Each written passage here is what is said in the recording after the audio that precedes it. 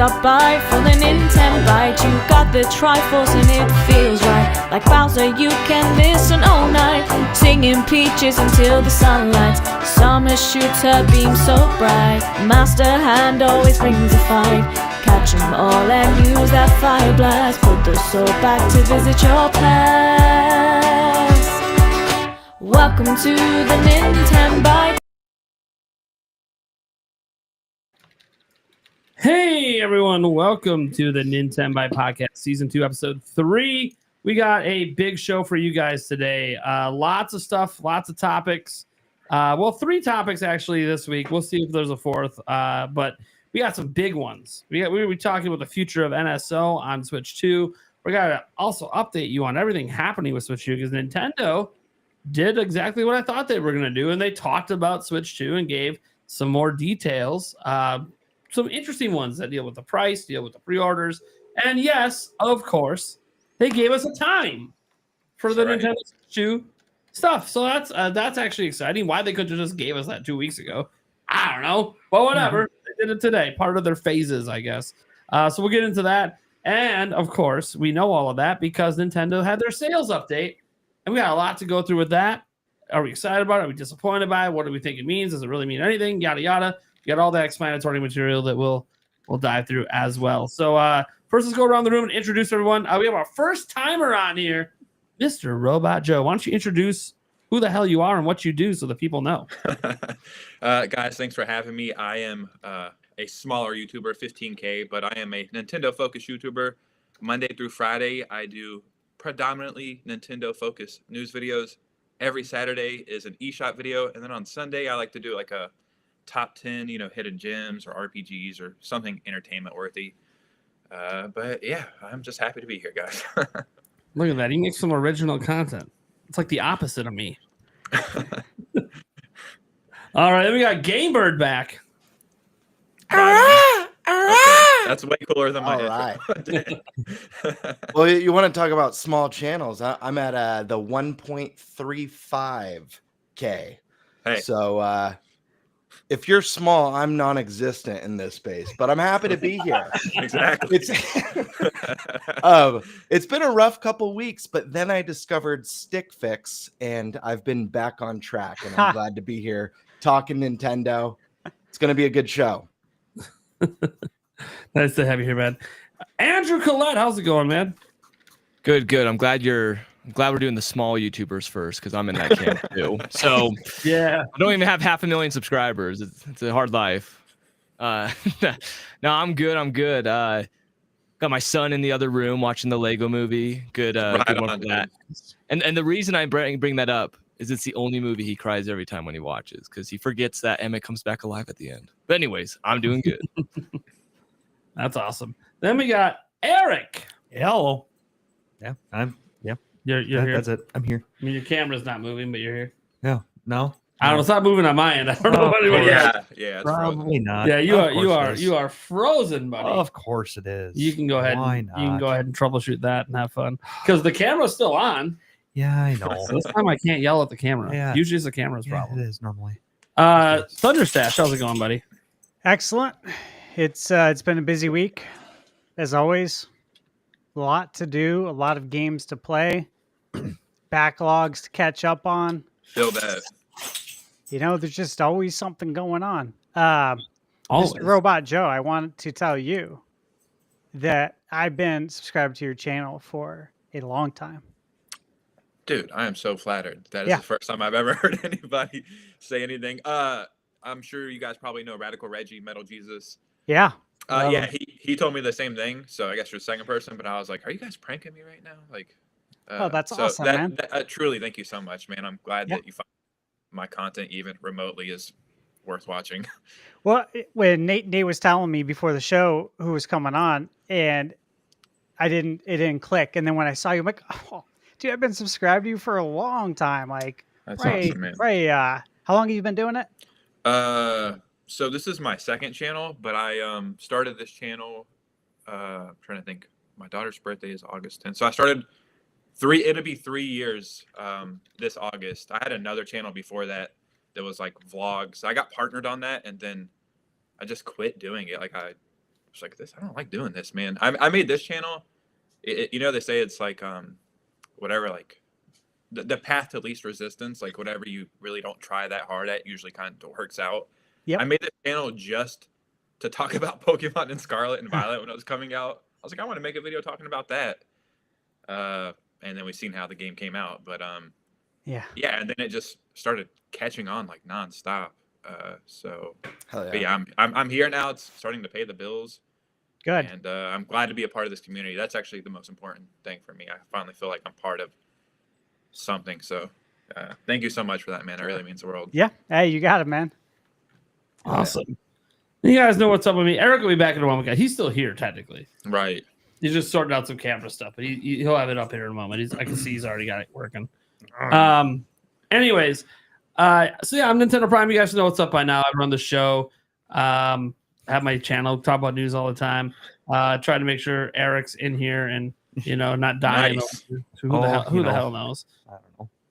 Sure, fair enough. That being said, yeah, we're just gonna get going. I don't want to ramble about me. I'm good. So let's get to our topic roulette. And speaking of Eric, since you're back, why don't you pick the first topic, bud? Can I have my mouse, dog? No. No. Can I, He'll get out here in a no, I moment. know. No, it's fine. I was just trying to open the podcast notes. I had it open, and then No, I don't know see, when look it at went. this unprepared co-host. Oh no, He's in the same room. I had it open. I just couldn't get to it because your dog kept knocking my arm up. Yeah, there's a touchpad. Yeah. Exactly. Yeah. Excuses. Yeah. Blame the dog. Well, it's the first one that I see. So let's go with what platforms we think are getting added to NSO during Switch 2's lifespan, and what are the top 5 games we want to see? Hey, is this happen to be the Great first time you looked at the notes today? No. Okay. No, I looked at it earlier. Oh, well, you picked the topic that has no notes, so that's why I was asking. Yeah. It is Self-explanatory. It is self-explanatory. All right, let's see. Let's go with who do I want to pick between you two? Damn. See, you both got some he's got the epic mustache, but I like the way that Andrew's hair goes into the beard perfectly. Sick, dude. Like it is sick. Man, I can't make this decision. You know what? I'll make the decision. I feel like Thunder wants to talk about the sales data more. Thunderstash is the one that my finger landed on. So. Hey, you know me already, Andrew. So yeah, be nice. I'll do the PowerPoint presentation. Okay, yeah, that's pretty much what it is. And then Andrew, I guess that leaves you with what? This big paragraph here because it's been busy. I'm not updated on this stuff. So yeah, Nintendo Switch 2 rumors. Yeah. Yeah, I'll help you out with some of it. Cool. Well, actually, it doesn't sound like any of them are actually rumors. It's kind of weird, but I'll help you out with I guess that's true. Yeah, because I didn't put as many notes on it because when I was writing it, I was like, I always end up with the Switch 2 topic. Actually, the more I'm reading it, the more I'm like, oh yeah. Yeah. Anyways, and then I'll take the dealer's choice if we happen to need it. We'll see what's up. I'll figure something out. I come up with the topics every week. I'm sure I can think of something.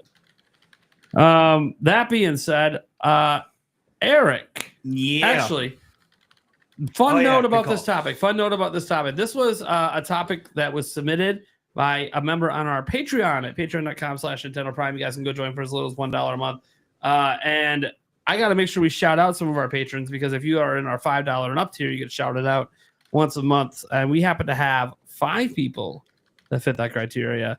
So I want to thank, let's see here. I want to thank Chris P, Joyce J, Ichi Donley, Ghost Wolf, and Zenith for your support over on Patreon and supporting the show and everything else going on. So thank you guys so much for that. Remember, you guys go join the Patreon, patreon.com/Nintendo Prime. Every single week, you can actually submit topics. Usually one will get chosen for the show if there's a good one. All right, let's go ahead and get into this topic now. Submitted by somebody on our Patreon. Eric, what are we talking about? Okay. We are talking about what platforms we think are getting added to the NSO during Nintendo Switch 2's lifespan. And what are the top 5 games you want to see added to the platform eventually? I mean, for me, the platform I want to see added the most would be Game Gear, because I played the ever-living heck out of that back in the day. I am so sad that I think some screw up happened where I was coming back from somewhere and I put my Game Gear in the back of my mom's car, and not really thinking about it, we drove through Hope. I think it was Hope Gospel, and she's like, "Yep, everything in the back," and I didn't think about it, and I think I donated all my Game Gear and Oh, Wow. so yeah. Brutal. Yeah, it's not fun. So to be able to play some of those games again, yeah, that'd be a whole lot of fun. As for games wise, let me just double check a couple things here quick. I mean, while I'm doing that, I mean, anybody else want to throw in at least a system or something? GameCube. Boom. I mean, Yeah, favorite Yeah. console, or at least favorite home console. I mean, I think what Nintendo could do and is doing, as we see they're remastering a lot of GameCube games, but I think they could. We had Paper Mario: The Thousand Year Door come out remastered. They could still port over the original, and people would either buy the new one or play the old one. I just think maybe They let's did say it with that- Link's Awakening. Great. Oh wow, great point. Yeah, I mean, God, Link's People would be Awakening happy is so too. good. because then Yeah. they'd get their 60 FPS that they were so upset about. And we seen that patent. What was it? Maybe like 6 or 8 months ago about a new GameCube controller. I think it was for the Yep. Switch though. Not even. I mean, I guess technically it doesn't really matter. Switch too, but yeah, I think GameCube just makes the most sense. It's old enough now. Okay. What yeah. games do you want from GameCube? I mean, I don't want to go cliche, but Wind Waker, like I beat that game. This is my favorite Zelda game. I There think we go. Hero would be great. I wonder how licensing stuff works for like the third party stuff though. That would be kind of a little bit more interesting, but if they could ever work out some kind of licensing for third party stuff for some of those games that we haven't seen in a while. That'd be nice. I think s- we'd all love to play No Mercy on 64. Yeah, that would be sick. But all of my favorite Nintendo games are kind of on the GameCube, like Double Dash, Smash Ultimate, Wind Waker. Metroid is cool. It's like not my favorite at all. It's probably unpopular opinion, but Damn. yeah, I mean, I just think it makes the most sense too. They could sell the GameCube Nintendo controller, make $1 million quadrillion with that. And do you guys think with the Switch 2 mouse sensor thing, we might get some Wii coming on? I know it doesn't really matter. Joy-Cons can act as whatever now, but I just think it might open us up to some stuff like that. Possibly getting Wii ports or a Wii Nintendo Switch Online tier. I think it more opens up to DS and 3DS. Great point. I kind of missed the 3DS generation entirely. Because like there's some games where you're using a stylus the whole time in your right hand. Okay, well that could just be the mouse controller on your screen, touching the touchpad area or whatever Right. they put on on one screen. And then you still got your right hand for everything else. So I feel like that could be a thing, but it's hard to really know. Because I think a lot of the mouse functionality stuff is probably actually just for modern games, because so many modern games are so much better with a mouse. Yeah, I don't even know what you'd call Like it. any RTS, like the Roller Coaster Tycoon Classic that just came back today, or a few days ago, like that would be really great with a mouse. Metroid Prime 4 Beyond would be awesome with a mouse. So there's like a lot of situations that it would be really cool. Now I know a lot of people think, well, I'm in the living room. Well, I'm like, I get it, right? Like in some gaming situations that you're not looking for a mouse and keyboard setup, but a lot of people do game at a desk. A lot of people do have a coffee table right there that they wouldn't mind using. So it's one of those, like, you gotta realize not every game's gonna use it, and the games that do it'll always probably just be an option. I don't think it'll ever be like the only input. Yeah. Except for Nintendo mini games and Mario Party or something like that.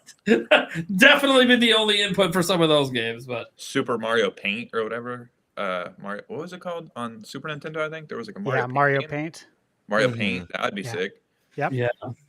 yeah, that's one that a lot of people go to because that one was literally like mouse controls. But yeah, I don't know. That's kind of where I'm thinking. Eric, do you got a list yet? You're still working on it. Yeah, no.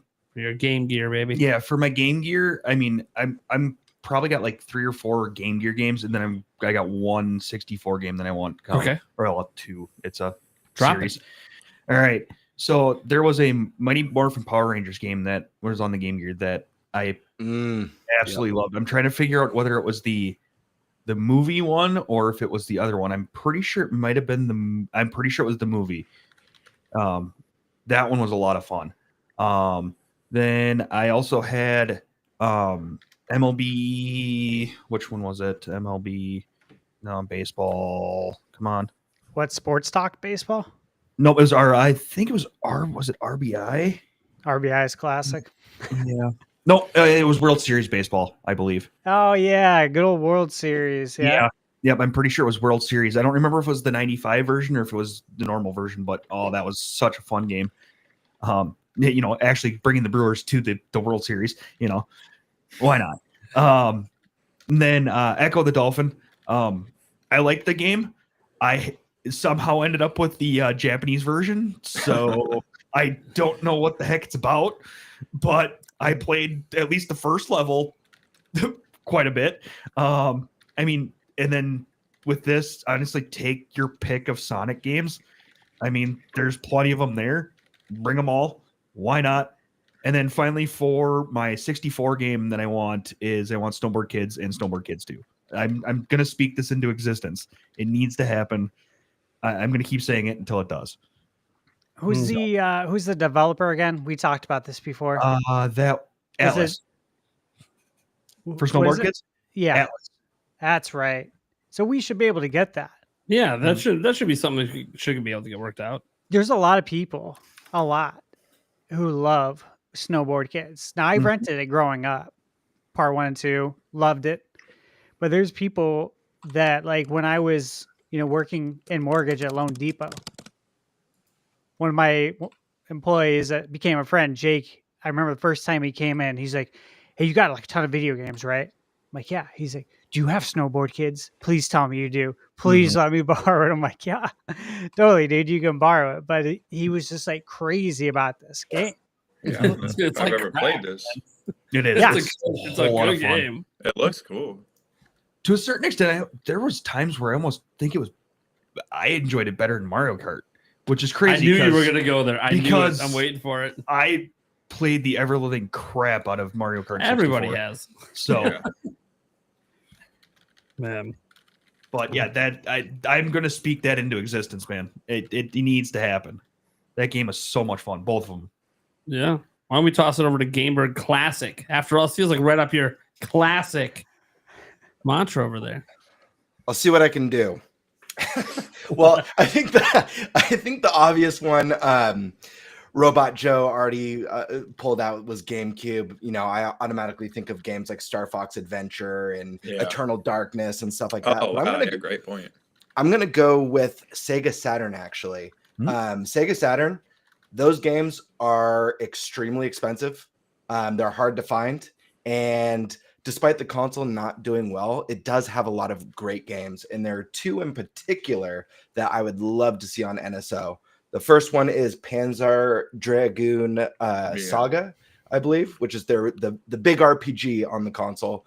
And then the other, I'm not sure what the subtext on the name is, but there's a Shinobi on that system that has like kind of the Mortal Kombat style with the actor. You're controlling the actor dressed as the ninja, and it's wild and it's a blast. And one of my good friends had a Saturn, and I used to go over to his house and play growing up. And that Sega had a lot of problems at that time. They made a lot of poor decisions. That being said, there are a lot of fantastic games that are lost to that system. And I feel like if there's any place for those games to be, it's going to be NSO. And that's going to be where it serves the best audience, to be honest. Okay. Andrew. All right. I'm gonna be the naysayer here. Instead of talking about the consoles that are coming, I'm gonna say what are not coming. And that's the Wii and the 3DS. I think it's too soon. And I think they still got a lot of tit that they could squeeze out of the past consoles. I was just looking at a video the other day. We had on Virtual Console on the Wii. We were playing on the video. and Bomberman games. Like, where the crap are these things? There's still stuff we can get. Yeah. But I think we're gonna get for sure the DS and GameCube. Now, what games do I want? We need a Mario Strikers game. Oh, go ahead. No, you got to do the games you don't want on NSO now. Oh, God. Yes. What's there? That's how it works, man. Right. I've fallen for my own trap. Yep. We need Mario Strikers. GameCube or Wii. Please, just gosh, I just need it on modern console. None of this Battle League. I mean, it's fine, but Mario Strikers deserves more than fine. One that I think will literally explode the internet. It will make it go out for a day. Super Smash Brothers Melee. And that will revive the competitive tournament scene for the grassroots a bit. Although I think that one will not happen. I think Nintendo just does not want to deal with it. I think there's a reason Smash 64 isn't on the NSO. I'm not even sure if we'll get that in the future. If we are, it's going to be, I don't know. They're just so weird when it comes to Smash, and I get it, but it's not what I want. And I would love to play some Melee on the go. I would love to somehow bring a GameCube if they got the wireless, or actually you don't even need wireless. You can just, if they sell that new one, you just stick it in via USB-C. So I guess that would work. Sonic Adventure Battle 2. Gotta have that. Yeah. Those Sonic levels are still great to this day. I don't care what anyone says. I get the arguments for the other ones. I don't mind the Tails and Eggman ones, but yeah, Knuckles and Rogue can go die on their little treasure hunts. I could care less about those ones. But dude, the multiplayer was so fun in those. I love those ones. The racing is good.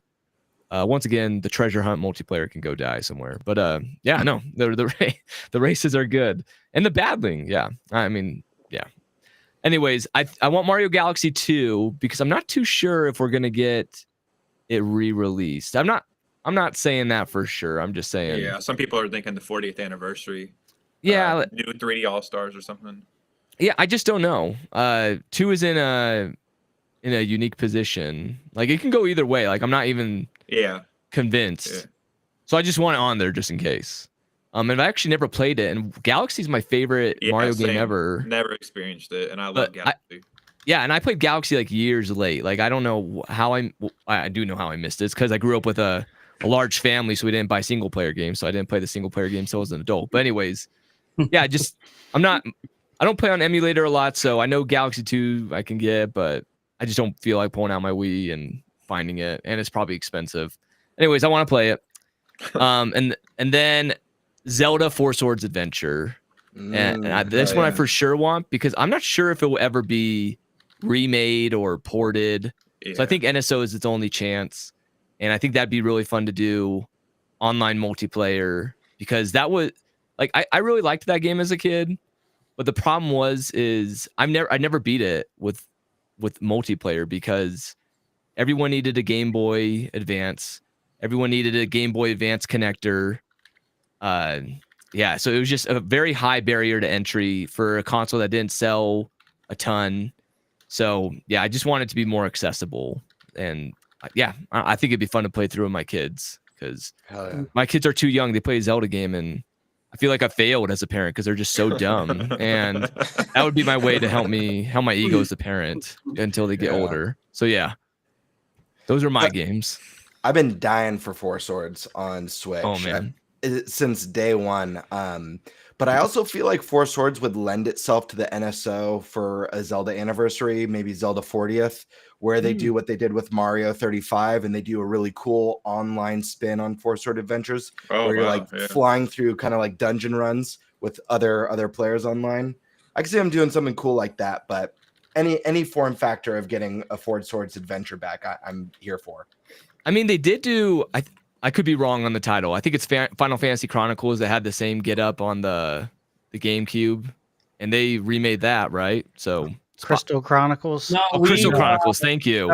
No, they did not remake that. What they did is release they destroyed it. Okay, destroyed it. Remake. There we go. I forgot the fingers, but yeah. Not even remake. No. You don't need a Game Boy. That's a big win. It's no. No, actually, it's not. The game. Oh my God, it's bad. It's so bad. Did you ever play the original with the Game Boy? No. Like, so have you played the remake? No. Okay. Let me tell you, I'm just. you will be begging to go back to the Game Boy days. It is so That's bad. good. It is so bad. Oh man, there's not a single person that played the original that thinks that the remaster is better or even on par. Most people can't even get through it. You get so angry. They fundamentally changed the entire game. It is bad. It's not like Skyward Sword where like they gave you the option to use the control stick, but it's still the same game. This like isn't even the same game. No, it is bad. it's so bad. I mean, multiplayer. Yeah, it was. No. I'm sorry. Okay. Okay. I hear you guys. You I'm gonna buy it truck your tonight. sore spot, bringing up that thing we pretend doesn't exist. I'm gonna buy it tonight because of your guys' recommendation. He's gonna do 100% run for his channel. Yeah, right. Oh gosh. He's gonna love it so much. He's gonna come back and be like, "Man, Have fun with Going- that. Going to howlongtobeat.com. So yeah. I have no idea actually how long it is to beat it. Especially if you play it solo. Right. I don't know. Anyways, I'll go next. I got look, I'm gonna stick a thorn in Andrew's side over here. We is gonna be coming over. How I think it might get announced before GameCube. Wow. Why? Because they have a lot more games they can bring over. Yeah. Well, GameCube, they can keep remastering the hell out of that stuff. So I think, and I'll even put a date on this, September 26th, a couple months before the anniversary, 20th anniversary of the Wii coming out. Wow, 20 years. 20 years is old enough to consider it to be classic, right? We were calling the NES classic in the year 2000. Just saying. So, yeah, let's go ahead and say Wii is going to come. And there are going to be a bunch of games. I mean, the obvious is some of the ones like, Galaxy 1 and 2, especially 2 because we still didn't get that brought over. But I'm looking at games that I don't think they're going to do a whole lot with in terms of like remasters and remakes because obviously some they will. Like, I can say Twilight Princess, but then they're probably going to remaster that and remake it because they already did on Wii U. So they'll probably do something like that again. But there are other games that could come back, like New Super Mario Bros. Wii. Bring that back. That was back before we were tired of that series. Back when everyone loved it and thought it was amazing. They're never going to remake that thing. Just bring it back. Bring it back. I'm cool with it. If that were to happen, do you think Or leave it. Wii Sports? I don't think they would bring Wii Sports over then because that would hurt the new Nintendo Sports or whatever they're calling it moving forward. I think they'll was- bring Wii Sports over because where you think it hurts them there, it helps them in getting more NSO subscribers. Yeah, fair point. Yeah, the Wii Sports is so good. I feel like It is. Sports, It is. Nintendo It is. Switch Sports. I felt nothing playing it. I don't know if it was nostalgia for the old game, but I tried to play it with my kids, and they're like, "This is." My this kids is love my okay." kids love resorts, so I can't say or not resort. What is it called? Nintendo Switch Sports. Is it Nintendo Switch Sports? I have no idea what it's called, but Sorry, Switch Sports. there's been 4 of them. So like they did, you had the original Wii Sports and Wii Sports Resort. Then on Wii U, they like did some online weird bullshit that you could like rent a game for like an hour, only like a single game in it to play. right. Yeah, That's dude, crazy. yeah, it was fucking stupid. I don't know what they were doing. I don't know. It was fucking weird. That one can stay there and never come back again. The same thing with the Mario Tennis game on Wii U. That game doesn't need to come back. Nobody wants to see it. But I think Nintendo Switch Sports or like a new one, Nintendo Switch Sports 2 or whatever they release this time, I think it's still going to do just fine.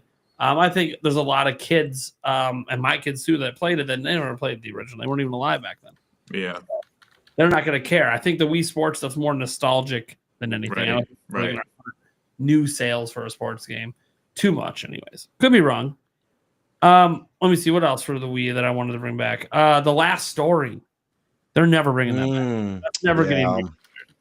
That's a bummer too. Yeah, that one's never It's a cool getting game. remastered. I want that to come back by Xseed. One of those exclusive RPGs that landed late in the life. I have it right behind me. Oh, Yeah, that's that- good. The Wii was such a sweet console. There's so many good games, so many unique titles on that. Great third-party stuff. I feel like the console, people got so over the the motion controls that I feel like it gets a bad rap. But I think of games like Capcom with like Mad World, and they had like the Deadly Creatures with Billy Bob Thornton doing voiceovers, and Zack and Wiki, one of my favorite third-party Capcom games on a Nintendo console. Just a lot of really cool stuff on that system. Yeah. Wario Land Shake It, rad game. We'll probably get the first story first, right? You would think so. I don't know how they expect us to play the last story. Exactly. Yeah. The same way we play the Final Fantasy, right? Yeah. First Fantasy. Yeah. A couple more shout outs quick. I want to bring back No More Heroes 1 and 2. Yeah. Get those ones back. And then one that I know Nintendo's probably never going to remake or remaster. They might, but I doubt it. Super Paper Mario. That's another gem on that system. So that's like one of those. And there's a lot of these that are on Wii that it's kind of like, I'm not really big enough for Nintendo to ever really fully bring them back in an HD way. But dude, for NSO, perfect. I mean, even Galaxy 2, if they decide to bring that back in a different way, I'm fine.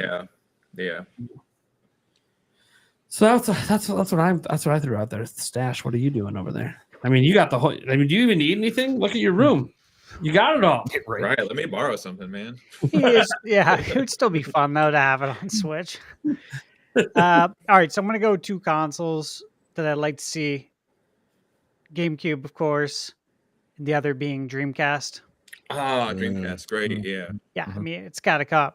So I'm gonna say for Dreamcast, Sonic Adventure, and I know there's the GameCube Sonic Adventure DX, but there's something right about playing Sonic Adventure on the Dreamcast. For GameCube, you gotta go Eternal Darkness. People need to experience this game. There's generations of people who have never played this. And it's an expensive game. And Nintendo does own the license now. Wow. There's no reason for it to not come out. Another one. Everybody should know what I'm going to say. That's Wave Race, Blue Storm. I love Wave Race. Would 100% would love to see that game come out. I'm going to say for Dreamcast, I don't know if anyone's played this. Probably aging myself here. Except for maybe with Nate and Eric. Phantasy Star Online. Oh, yeah. With online play. Dude, that would be sick. That would be sick. That would be Oh, man. amazing. Nice. That would be really cool. I thought about saying F-Zero, but really I want the remaster. I don't want a GameCube, emulated version. I want the remaster. So for my last pick, I'm going to go with a game on Dreamcast that I love.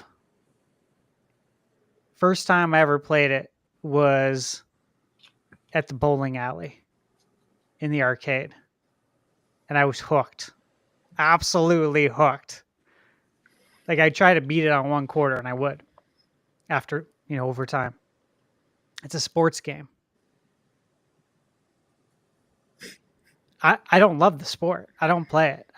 I play basketball, but I love this game. I have a guess. What is it? Dodgeball? No. Oh, This that's a fun game. Oh, dodgeball's great. Yeah. Is it an American sport?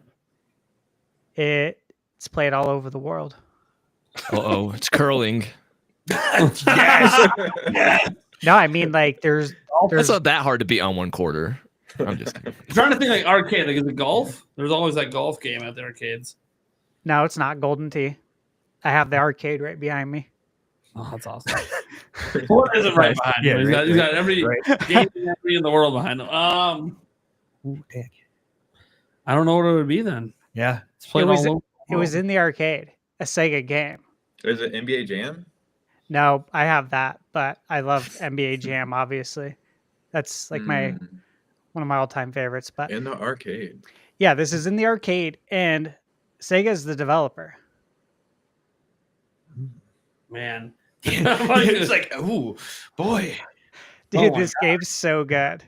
I don't know, say tennis, but I don't know. Dude, I gotta figure this out now. This is actually making me mad that I He don't. said all around the world too. I'm trying to think. Yeah, that's why I was like, oh, is it Blitz? Because like, but that's U.S. So. Yeah. Oh man, what could it be? I'm literally looking at their arcade Badminton or something. now. Like, And Blitz is by Midway. Yeah, I know. Blitz is by Yeah, I know. Midway, yep. Blitz is Midway. Yeah, I know. Is it some sort of hockey game? No. No. Okay. No, Damn. that's a nice try. Ultimate Disc. Is it? All Stars Ultimate Disc. What the hell is that? Dude, there's a lot of arcade games. Okay, Yeah, I mean, yeah, right. it's just like they made a lot of them back in the day. Well, remember, this was during the Dreamcast era. Oh, So literally think 99.99 to 2001 ish. 1-2. This isn't fishing, is it? Yes, right. No, but Sega Bass Fishing is great, man. But it's not that. It's fishing, isn't it? Let's see. Oh, man. Oh my god, That looks like a fun game. You can play this sport 1-on-1 or 2-on-2, and men and women play. So is it tennis? tennis. Yes, There you go. As soon as Virtua you- Tennis, guys. Mm. Virtua Tennis. Virtua Oh, tennis. yeah. Okay. You know how good that game is? No, because I've never played it. don't. I never played it, Holy shit! Really? and I was Guys, obsessed with the Dreamcast. Yeah. what? Okay, I kid you not. I kid you not. Like, okay, look, Oh, don't yell at me, dude. I've never played it. dude.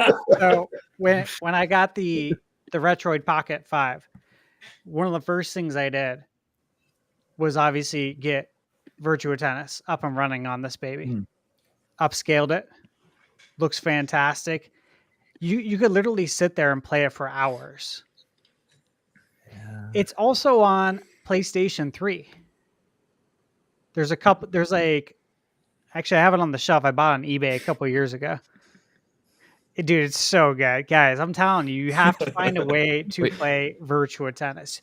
You said you beat this with 1 quarter. Like, who's the final boss? Is it Serena Williams? Shaquille O'Neal? Who is it? No, there's Serena there's Williams' 5 dad. stages. Like, legit, you can look it up. There's 5 stages. And I think there's like 10 different tennis players you can select. I'm always the guy from Germany. I forget his Tommy Haas. I don't know shit about tennis. Let me tell you that right now, okay? But I just pulled that name out of the hat because I remember it. Tommy Haas. I don't pick the American because it's Jim Courier. Again, don't know who he is, but he's old.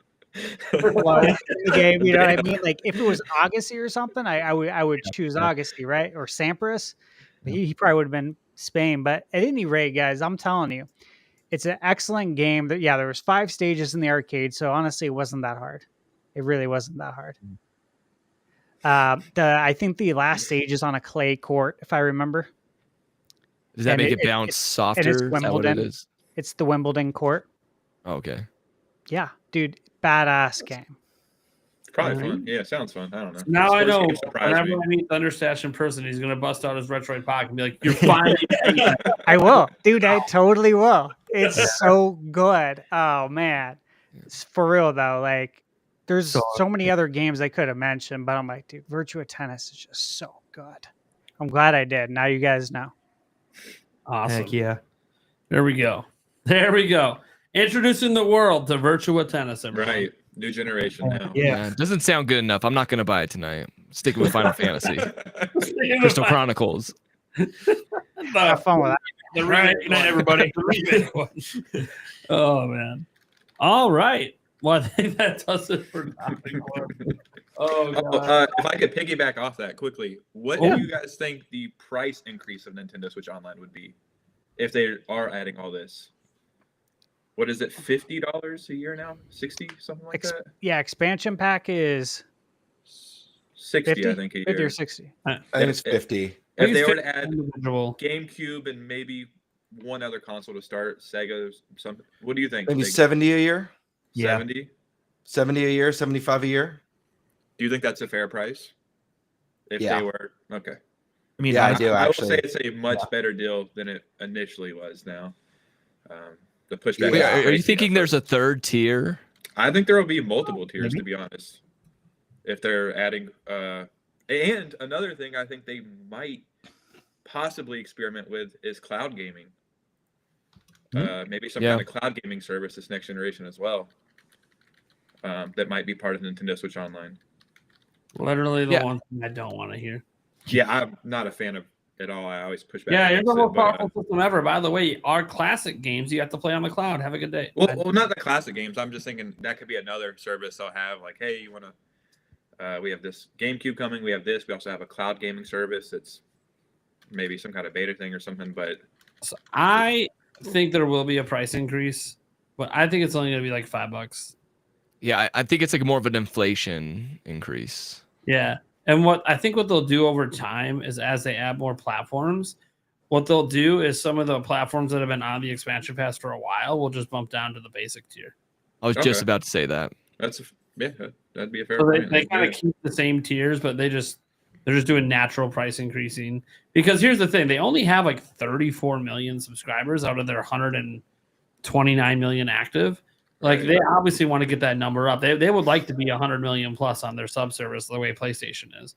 So because guys, I know there's not 100 million PS5s, but people are still subbed that are over on PS4. So it would be really, really good, I think, for Nintendo to not try to go too crazy with the prices. Clearly, no matter what classic games they add, it doesn't seem to be increasing people joining the sub service.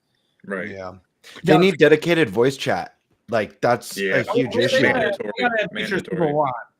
Except dedicated voice chat. Get it off the fucking phone. Yep. Get it out of the system. That'll be messaging. You know, if you want to be dicks and lock that behind a sub service, fine. At least you're guaranteeing parents signed up at some point, I'm assuming. So it's one of those things that I think that they just got to add some of the basic features in. As much as I actually really like NSO, I think it's a good value. It's also one of those, but let's just be honest. If they ripped away online gameplay, how many of those 34 million are actually subbed? Yeah, great point. Yeah. Do we think base goes up? What is it, $20? Yeah. It's 20 a year. God, it's crazy out. 25 probably, maybe. Yeah, I think everything just goes up by $5. They just increase everything by 5 across the board. And then, 5 years from now, they'll increase it another 5. And they'll be like low because, like, again, they're trying to grow it. They're not at, like, PlayStation could do it and keep almost everyone. Nintendo, people might go, well, how many online games do I really play? Do I need to keep this? Yeah, I haven't bought the service in so long. I got the Zelda Switch Lite in October, and they gave me a year. And when that runs out, if they don't add anything new, I'm not renewing it. Yeah, it was really cool when they started putting in like DLC, and I was like, "Oh, dude, that's sick." Oh man. yeah, the Mario Kart DLC. Yeah. Dude, if they put all the DLC in the future here, it'd be great. And then it was just 2 games, that and Animal Crossing. That was it. I'm like, oh well, geez, thanks. Like, Cool. This would have been really cool. This would have drove a lot of people to get NSO if we could do all your DLC as part of it. That would be such a money saver for so many. But no, of course they're not going to do that. They are a for-profit company. They want you to buy the $40. So. I got a question. Will we ever see games removed from NSO? And I ask this because I recently was reading about Disney Plus and about this movie called Artemis Fowl. I don't know much about it, but it was one of the most expensive movies ever. But the kicker is they had to take it off Disney Plus because even though Disney made it, they still had like in the contracts to pay the director like every month, all this, and their analysts just decided it wasn't worth it. Could we see that with some games, like maybe like sadly like some Rare game, like Rare the company games, like maybe it's just not worth how much they're paying every month? I think any game Nintendo has full control over, I think just stays because it costs them nothing for it to be there. But anything that's got third-party involvement in any way, where there's contractual things in place, and say they're paying a fee to them every month, those ones you don't really know because one, if Nintendo doesn't have control of it, then the other companies can yank it anytime they want. So, like, Nintendo can't do anything about that. It's like, hey, Microsoft comes along and says, no, you can't have Banjo on your service anymore. Well, what can Nintendo do about it? They don't own the rights. So I think stuff like that is possible. Obviously, we haven't had this hit the service yet. I think Nintendo is very. I'd be interested to see how they work out those contracts. If they somehow did get lifetime deals to keep them on their service, because again, Nintendo's like the one service that we haven't seen things removed from.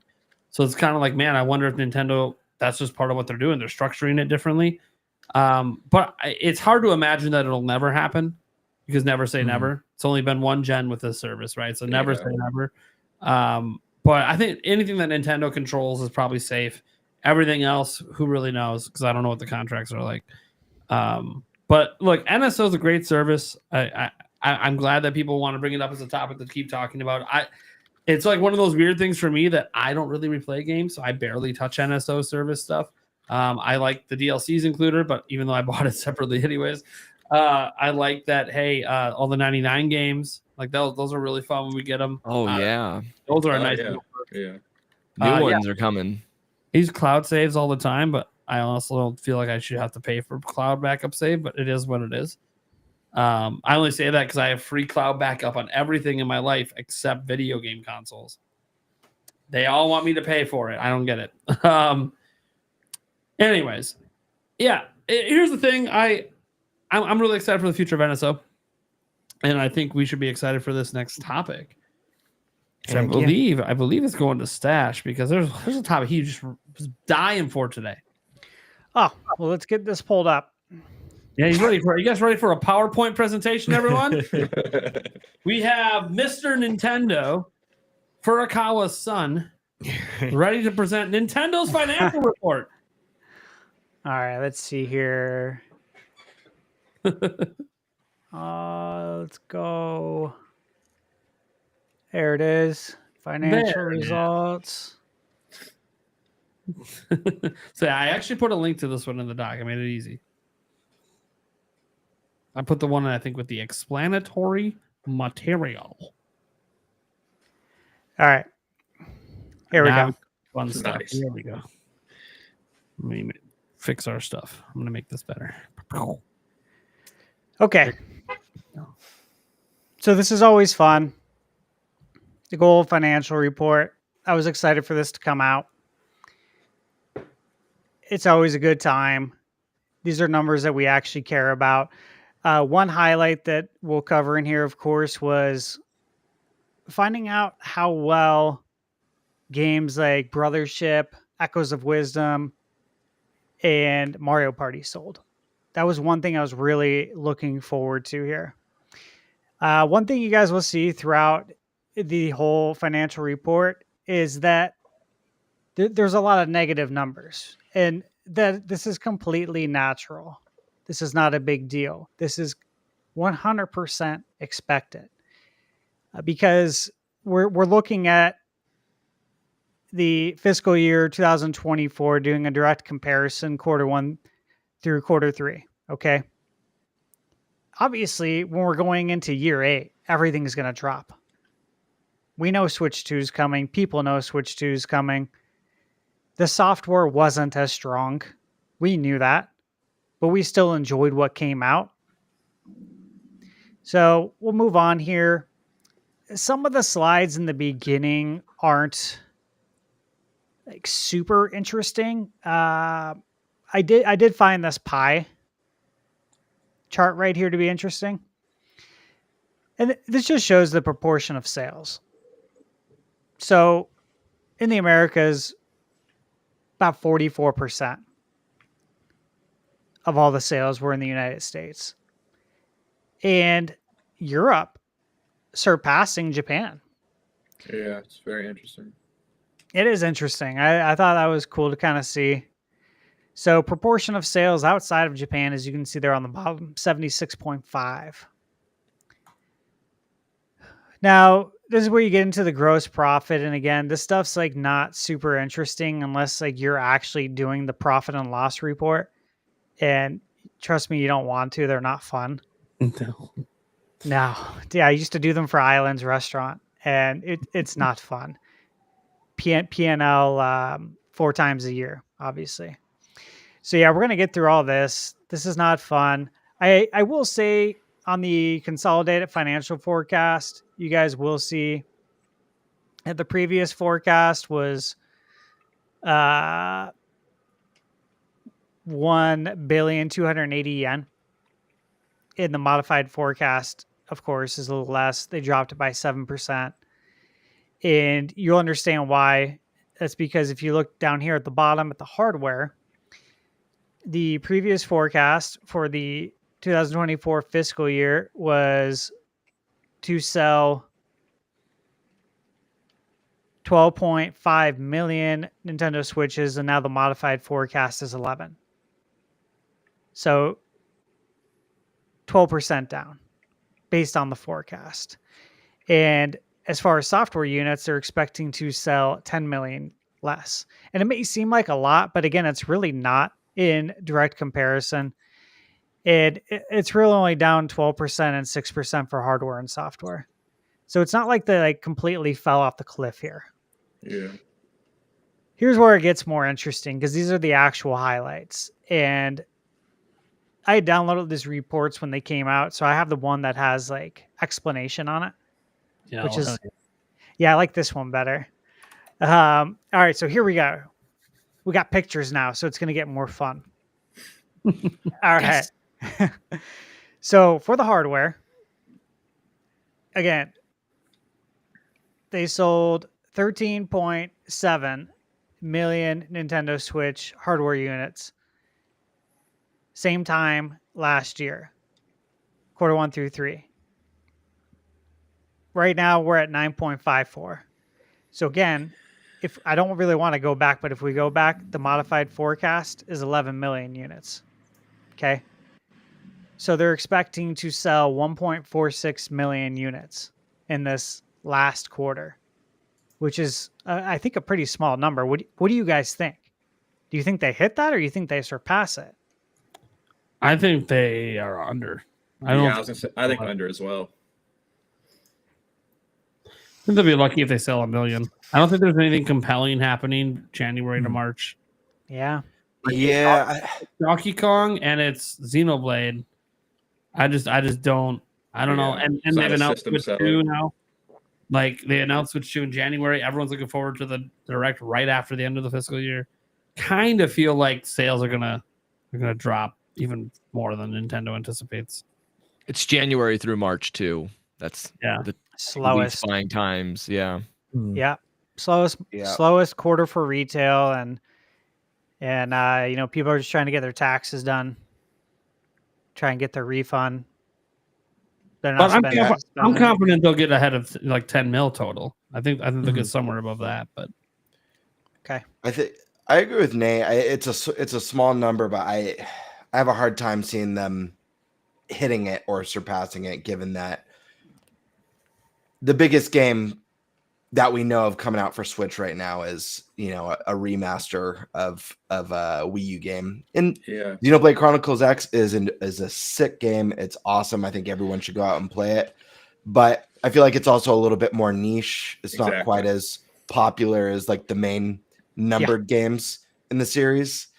Not a system seller. No. Right. I think the best thing they could do to reach some of the bigger numbers by the end of the year is if we do get a Switch Direct this month, get that price drop announcement in. Yeah. Get that in sooner than later. I agree with you. They hit those goals. Yeah, I don't think we see a pop in hardware sales until those price cuts happen. Otherwise, I think it's just going to continue. And if. I think price cuts and Legends EA. Yep. If those happen around the same time, I think that's a good combo. Yeah. You see an increase there. Yeah. And I want to mention, I think the price cuts are a big if. I think it, like, for a lot of people, it's, of course, there's going to be price cuts. Switch 2's on the horizon, but I mean, Switch has gone about 8 years without a single price cut. I would not be shocked if they wrote it out until Switch 2 launched and then they price cut. But I think the smart thing to hit the numbers would do the cut sooner. We're getting all the Switch 2 details. Switch is going to be kind of an afterthought, at least for the hardcore Nintendo base. I think they'll do good. I think they'll do good if they cut it. It's just a matter of if they will. I agree with you. I don't expect a price cut until Switch 2's out. at the earliest. Yeah. It would make sense to do it when it comes out because again, you don't want to have something like what is the OLED $349? $349, yeah. Special edition 360. Yeah, you don't want to like launch Switch 2 at $399 and then have Switch 1 OLED at $350, right? Like Right. it should happen in tandem. I think that would make the most sense. And then I think it could get a really good pop around the holidays again, especially if they did a Pokemon bundle. I think that would sell. Yeah, I think we might get one more special edition before the generation is over.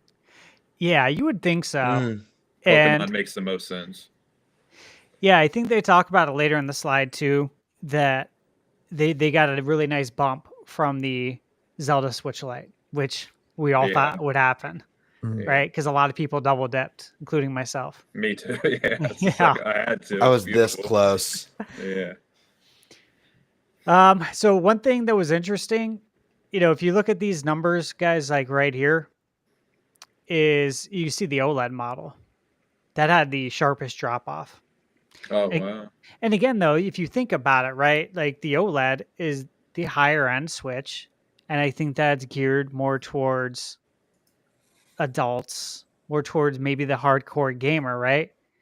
And they know the Switch 2 is coming out, right?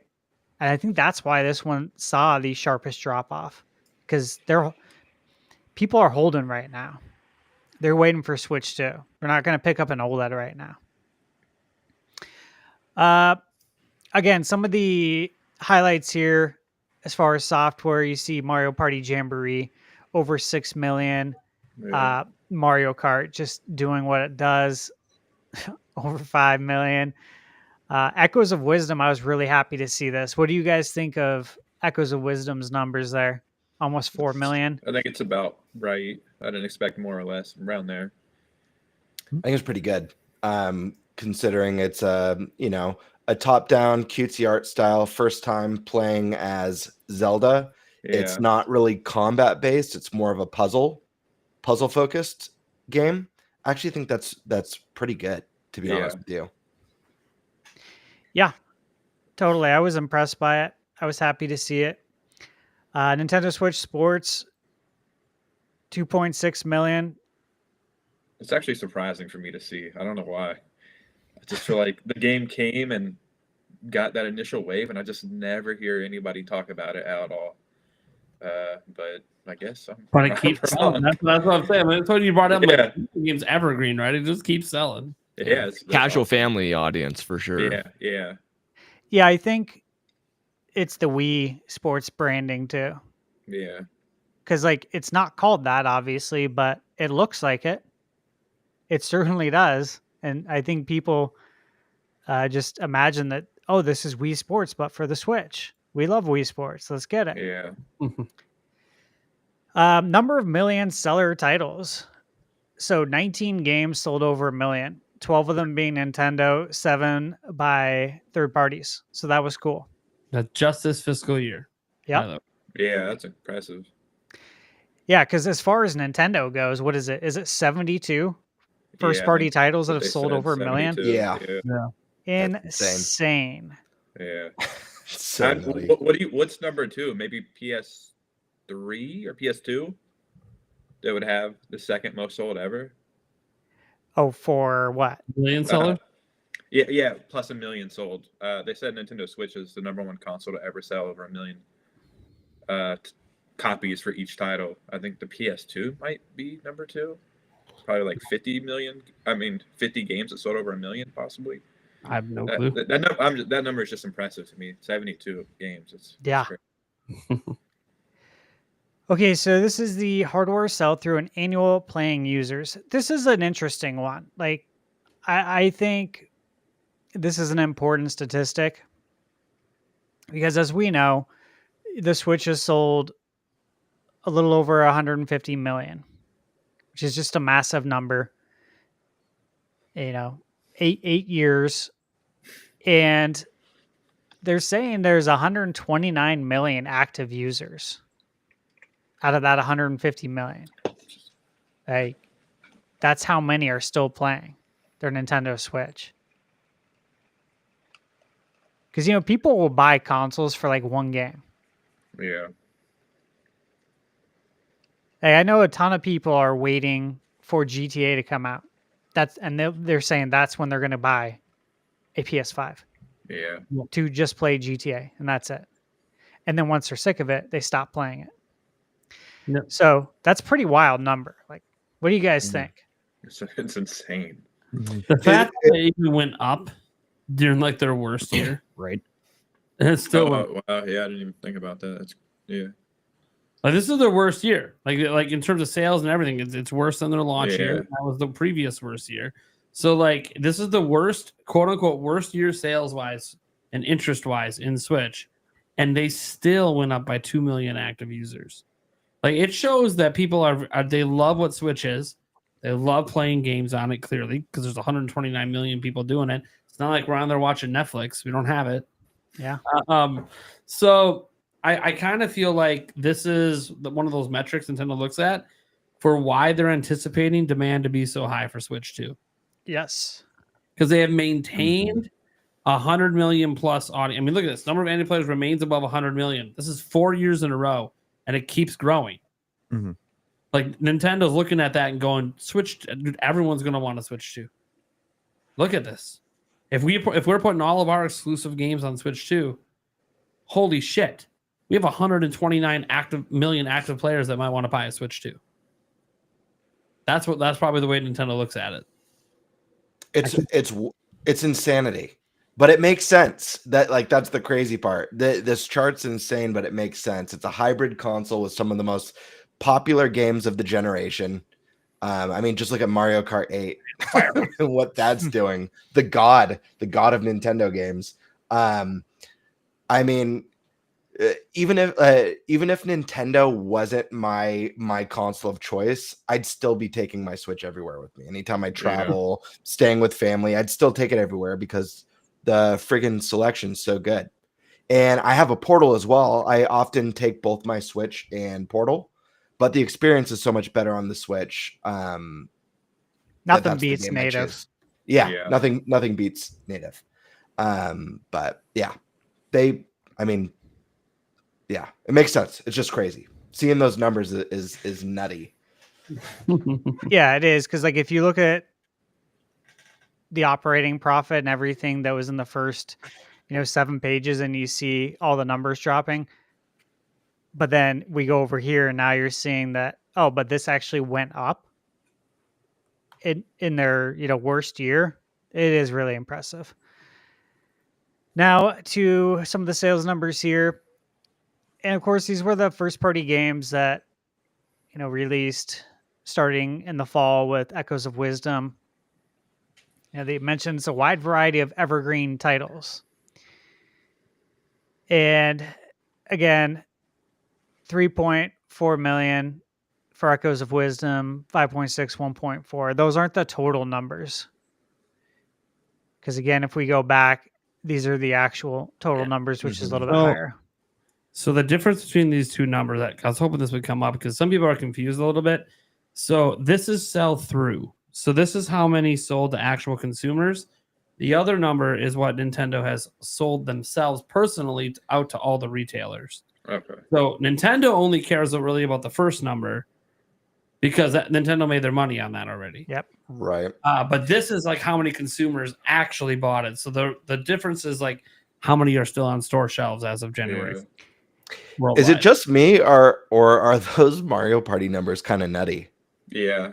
It's the Mario Party we should have got at the start. They are. What the heck? fastest selling Mario Party of all time. Yeah, I It's was like- going to Dude, say. that is insane. There's a slide about Mario Party that kind of shows the trajectory, and it's pretty cool to see. I haven't played Jamboree, but I will say that trailer for the game looks significantly better than the last two. I thought. Yeah. So, Yeah. Looks like a fun one. And again, you guys can see here. So Mario Party Jamboree, that came out October as well. And you can see Super Mario Party October, Mario Party Superstars October. And obviously, these sales are going up. This is great to see. Again, for a console that is 8 years. 1 month away from 8 years. Yeah, and your Mario Party is going up now. That's huge. So that's good. It's good to have momentum. They just have an going into active Switch player sales. base, man. You Yep. saw it on the prior side. Their player base is active. You keep dropping games, they'll keep buying. So this one's always of interest for me because I prefer physical. And so I'm always curious, right, how the digital sales are doing. I was talking about this on Twitter today too. I was actually crunching some numbers, but I did the math on all of Nintendo's 27 quarters with Switch 1 and chopped it all up.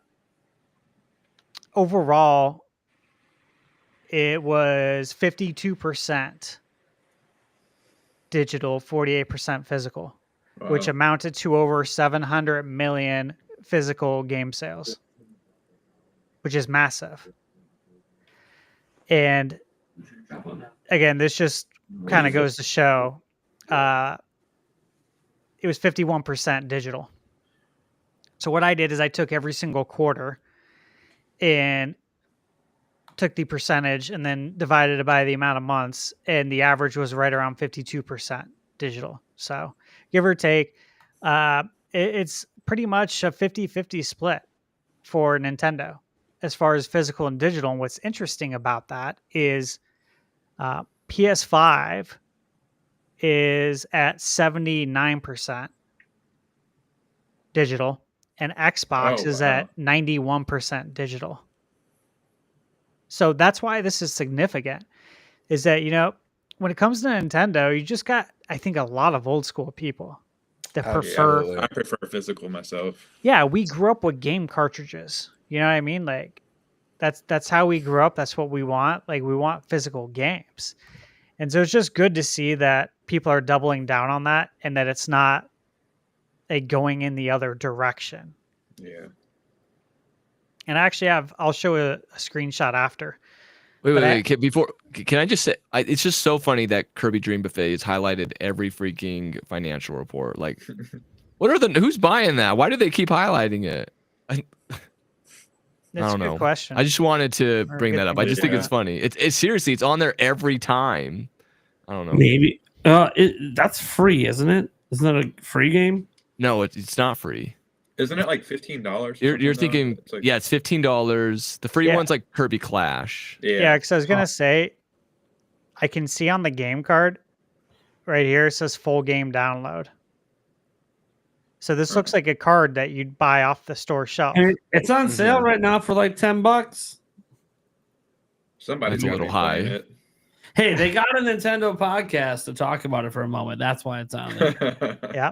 Marketing. I just wish we could see those numbers. They only showed the numbers above 1 million, but I'd be fascinated to see all the other ones. You're like, ones. oh, DLC for Pokemon. Okay, NSO makes sense. Oh, recent games, cool. And then this Kirby Dream Buffet. Yeah. And you go on it, and there's no one. You can't. It takes. I can't find anyone when you go on it. What kind of game is it? It's like what's it called? Fall Guys, except for Kirby. Yeah. Oh, like an obstacle course type of. Yeah. Oh, it's pretty neat. It's fun, but like sounds like it should be free to no play. one's playing it. Yeah, you're not gonna play it when anyone. That should be a free game on NSO, and it would be doing awesome. It already is. That's the crazy thing. Like, people online always talk about, man, if like Nintendo really wanted to up sales numbers, they would like chop the price down. Okay, you're not thinking like a business person here. Like, people, like, I see that online all the time. All the time. They don't have to. They don't care if they're going to outsell PlayStation 2. They're caring about that profit. They haven't even dropped the Switch price, and they're that close. Yeah, when people talk about the game sales, I'm like, are you kidding me? Nintendo's game sales outpace everybody else's. Exactly. How are those dropping prices working for all the companies that are laying off everyone? Yeah, and software is where you make the money. Yeah, exactly. Yeah, I see. Tears of the Kingdom would beat Breath of the Wild if only they did 60. Who cares? Yeah. I know. So 20 million at 70, 21 million. They're good. So again, we got the first party titles. We've seen this. We've seen this before. Again, February. February is wide open. Wide open for Metroid. Metroid Prime 2. Throw it in there. Yeah. Didn't they do a surprise drop at the Nintendo Direct when they did Metroid Prime remastered? Yep. Yeah. It was a shadow drop. Yep. Yeah. Yeah. I mean, yeah, I could see it. I'm expecting it. We'll see. Gotta get that direct. I want 2 and 3 Exactly. dropped, think- shadow dropped, Yeah. Yeah. I think they've come together. and that's not Yeah. too much to I ask. think they shadow drop it in a package deal, just like they did with Pikmin 1 Yeah. plus 2 HD. Okay, then we move on. And, this is in the spot. Oh, finally. Say it isn't The so. Nintendo for Switch 2. I was sweating.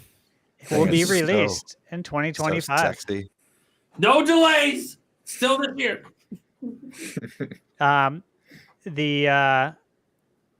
The C button's still airbrushed out.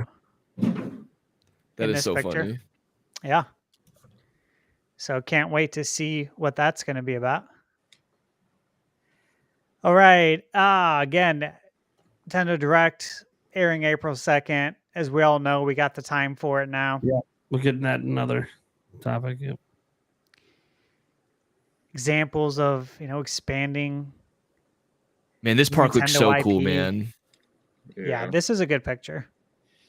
Oh, Like, for this like- just screams fun. Like, let's Orlando opens up in May. let's zoom in a little bit and just kind of look at how much fun this family is having. And my kids, Like, I when they look watch, scared. like, this- Kids this- up front. Yeah, look at this is available on their like YouTube Yeah. Kids or whatever, and Diddy's man, and him. Yeah, I just Yeah. feel like this. I feel like this part of the park is doing more than like the other parts, because when I watch it, like they watch it on loop, and the merch, they got Donkey Kong hot dogs, they got. It's, What? I'm saw not it, kidding. dude. Yeah, Donkey Donkey Kong Dogs. ice cream, but like since There's a Since big one. like The one Mario with- is very fantastical, like, oh, you buy like a question block, but like this is like, it's like you're buying like, I don't know how to describe it. It seems like very practical merch, and it just looks so authentic, and Yeah, has a real I don't know, theme to it. it looks so cool. Like I've never been tempted to go to Japan for just this because the price, but now I'm like, geez, I gotta go. Dude, Like, look at these yeah. people down here partying, Well, again, they're throwing their opening hands up- in the air. There'll be a Donkey Kong Park open here in the U.S. in May. Yeah. That's true. Florida, right? Can't wait. The Yeah, Florida one's opening. Yep. I'm going right away, man. I cannot wait. You got want- Cranky over here. Say, y'all need to shut up. You guys are making too much noise. Yeah. Yeah, it's Get pretty off my cool. coaster, you damn kids. All right, so moving on. You don't want to zoom on the family hitting the bongos down in the bottom left corner. What? We're skipping out on the other family. Oh my Oh, gosh, hold up, hold does up. that mean it's coming? The game's coming this year?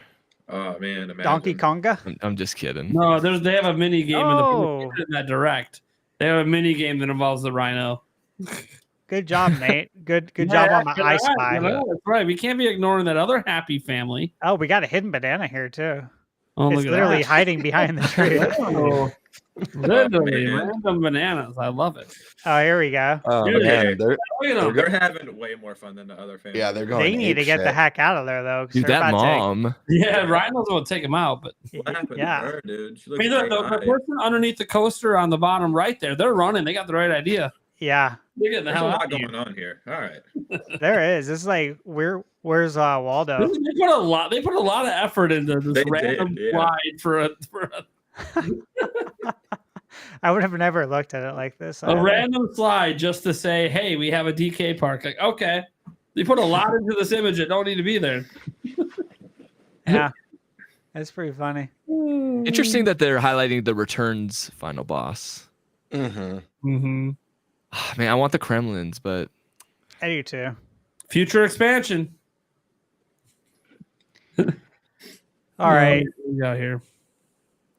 And let me make this a little better there. There we go. So again, yeah, May 22nd.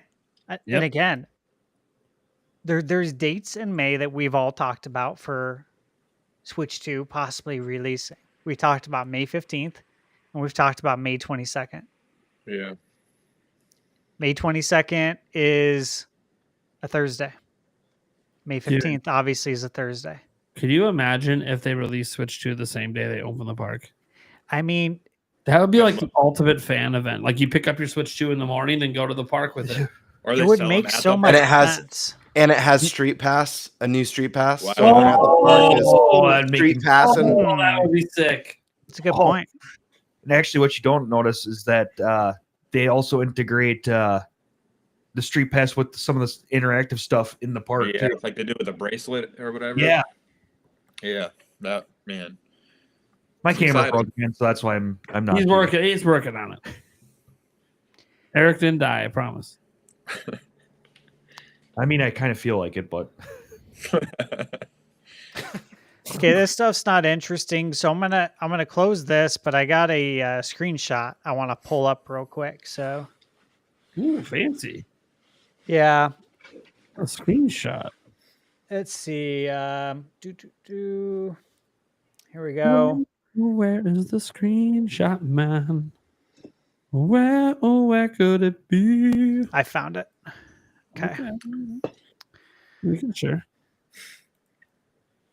Dude, do you have LEDs behind your bed frame, Robot? Yeah, dude. Dude, yeah. that is sick. You would believe that I'm actually married. Yeah, dude, my wife never let me. She might let me do it. She does like LEDs. Yeah. All right, here we go. She We got would- the fancy image here. So again, this was the digital ratio that I was talking to you guys about. How I took all of these quarters, but let me make this a little bit bigger here. Wow. So 2020, yeah, quarter two 2020 was going crazy. Oh, the pandemic. Damn, Yeah, exactly. Yeah. So it peaked at almost 46%, and the lowest, of course, was quarter two 2018 based on this chart here. So obviously this doesn't have everything, but you can see though that in the span of 6 years, it went from basically 16% to 30 only. That's not bad. Yeah. Like that's not bad at all. That was it. I just want to show you guys that. No, it's a good balance. I like the balance Nintendo has. Like, look, digital is convenient. People like it. So people don't live in places where they have a lot of physical retail, Yeah. or like they're tired of ordering online, having their games come late. I know that can be really annoying. Some people I know consistently have that problem when they pre-order online. Their games don't show up for like a week. And yeah, some people just, I don't know if they just have an unwavering faith that they're never going to lose access to their games. I don't know. I can't do it, man. I feel like that faith has been shattered too many times out in the world, but technically Nintendo hasn't quite shattered it yet. They're working on it with you Wii U owners. They're going to get there. You still can technically download them, but you don't know how much longer they're going to let you do that. But yeah, I think it's a pretty good ratio. You know, they're creeping up to 50-50. I feel like that is a healthy ratio to live at. Obviously, I think it's going to keep leaning more and more digital over time. It will. Because it is just really convenient. But one thing, like, Nintendo still has half their audience loves physical, clearly, and because they don't lower the price of their games, often there's not like a sales reason to necessarily go digital over physical. So it's just a matter of like for Switch 2, I feel like the biggest thing is going to be, are games, a majority of them, fully playable off the cartridge, or will certain games force you to install anyways just because it's faster? And as long as Nintendo's games continue to be playable, like Nintendo's games that they make playable off the cartridge, I think physical will stick around for a while with Nintendo, just because the convenience. Like the number one convenience of home consoles back in the day used to be put your game in and play. Now it's put your game in and wait. Well, Nintendo Switch is still put your game in and play for the most part for Nintendo's games, because they put their games all on the cartridge. So we'll see. As long as Nintendo continues to do that, I feel like they'll keep physical alive for quite a while. I know a lot of stores love it. Their biggest physical is Nintendo. There's a reason for that. Yeah, we've talked about this before too. Is that we know what direction Xbox is going in. Yeah. Generally, like even if they do have a box, a console that you can play Xbox on, like that is not the main focus next generation. You will see more physical Xbox games on the Switch 2 shelf than you'll see on the Xbox shelf. You actually will. Like if you go to Target, you go to like Walmart, Best Buy, there's like no presence for Xbox physical. But the thing is that the longer Nintendo continues to sell physical, I mean, Xbox is going to be gone. PlayStation's physical presence is dwindling as well at 79% digital now. Point is that Nintendo could eventually have a monopoly on the retail presence, which to me would be huge. Yeah. Because you didn't have to push anyone out. They left themselves. You got the whole house to yourself everywhere. I think we could get a almost like a renaissance on physical media here in a few years. Me and my daughter started buying DVDs at this little store for $1. Just it's fun. They're $1. It's like Cool. there's something about getting physical media, physical games, physical movies. Streaming is 30 million subscriptions now, and they're all have ads and this and that. So Yeah. I do think we could get a not big, but I see physical media coming back a little bit in the next couple of years. Some of it nostalgia, some of it convenience. Xbox, I don't think that's happening, but I could see PlayStation maybe. So I don't know. We'll see what the direction they want to go with the PS6, but I mean, like companies prefer digital. They make way more money. yeah, they do. Yeah, but Yeah. just from consumers, maybe it's just with age we like physical media more, but Yeah, well, I think there's an age component to it. A lot of kids are growing up where it's cell phones, tablets, I and imagine. their Switches or other Yeah. systems. They just buy digital because Yeah. that's all they even know. If the physical stuff goes away, and obviously it's going to be a slow death for Nintendo based on the statistics, but those companies like Limited Run Games and IM 8-bit are going to explode. Yeah, Because more even when you look at like companies too. even when pop you up. think about like music, like vinyls are still a thing. People love Great having point, the yeah. disc, and Great they point. love the big album art. There's Yeah, always going to be a space. There's always going to be a nostalgia for physical media because exactly. there's nothing wrong with the current gaming physical media like there was with, I don't know, cassette tapes. Yeah. You know, where wear and tear and damage and issues Yeah. and having to rewind. Same with VHS tapes and stuff like that. So I think there's always going to be a market for it. I think even when the big three stop doing it, there's going to be companies that are probably going to blow Yeah, up that just great offer point. it. Yeah, More I think expensive. the one thing I when I look at that data, it makes me feel very confident that physical will be around with Nintendo for a gen beyond the new one coming. Sure. At least Exactly. Whereas, like, I'm not that confident with PlayStation. I mean, their Pro didn't come with the disc drive. Oh wow, yeah, great point. You have to buy that separate. So PS6 could literally come without a disc drive. Now, I'm not saying they won't sell a separate accessory, Yeah, optional, that's a great point. like they do now. But like they also sell a system, the base PS5 that comes with it. I'm with it being 80-20, we can be 90-10 by the end of the gen. Like they might say screw it. It ain't worth it for us. We'll make way more money if we just make everyone go digital. And then you can't refund the games or resell them or Mhm. whatever. So But then it's a monopoly too, because how many games can you get cheaper at the store than you Yeah. can on the PlayStation store? But then sometimes vice versa, right? Yeah. Sometimes you can get a game on PlayStation store for super cheap. $2 or $3, yeah. Yeah, and you see it at the store and it's 30. It's like we need that competition, Yeah. you know, for all of Yeah, us. yeah. And the Xbox, it has like a handheld coming up. That's probably digital only. So I'm sure. yeah, it's a whole thing where I kind of think there is a chance. I don't trust that physical won't go away entirely for the next gen for the other two. And for Nintendo, though, I feel like, until the people that are watching this show are dead, they'll probably be physical around. Yeah. Most of us that care to And buy. them just being like a Japanese company, I feel like they still use fax machines over there. So Well, they do a lot of physical Yeah. stuff in Japan. I mean, exactly. you look at those the fact that, like, yes, they have a high percentage of digital sales there too, but when you actually look at the fact that, like, this generation, all of these Switch games sold the most they've ever sold. And we're just talking about the physical copies. We're not even talking about the digital sales. Yeah. Literally just adding up the media create sales data. It's like, oh yeah, it's the fastest selling game ever for Nintendo. Yeah, especially if we included digital. Like, we're not even including digital because the sales numbers we get out of Japan, guys, for those that don't know, those are not digital sales. Those are only physical. Yeah. Like, physical sales are so massive in Japan for Nintendo.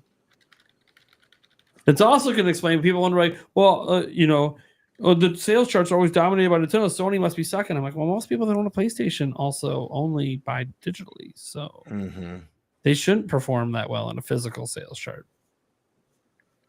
But 100%. I was talking with some guy on Twitter, he was just telling me how I need to understand that, physical is going to be going away, and that basically I'm like, what are you talking about, dude? I know this. Everybody knows it's going away. Leave me alone. We're in that everything's not going to go the way of PC one day. We know. Yeah.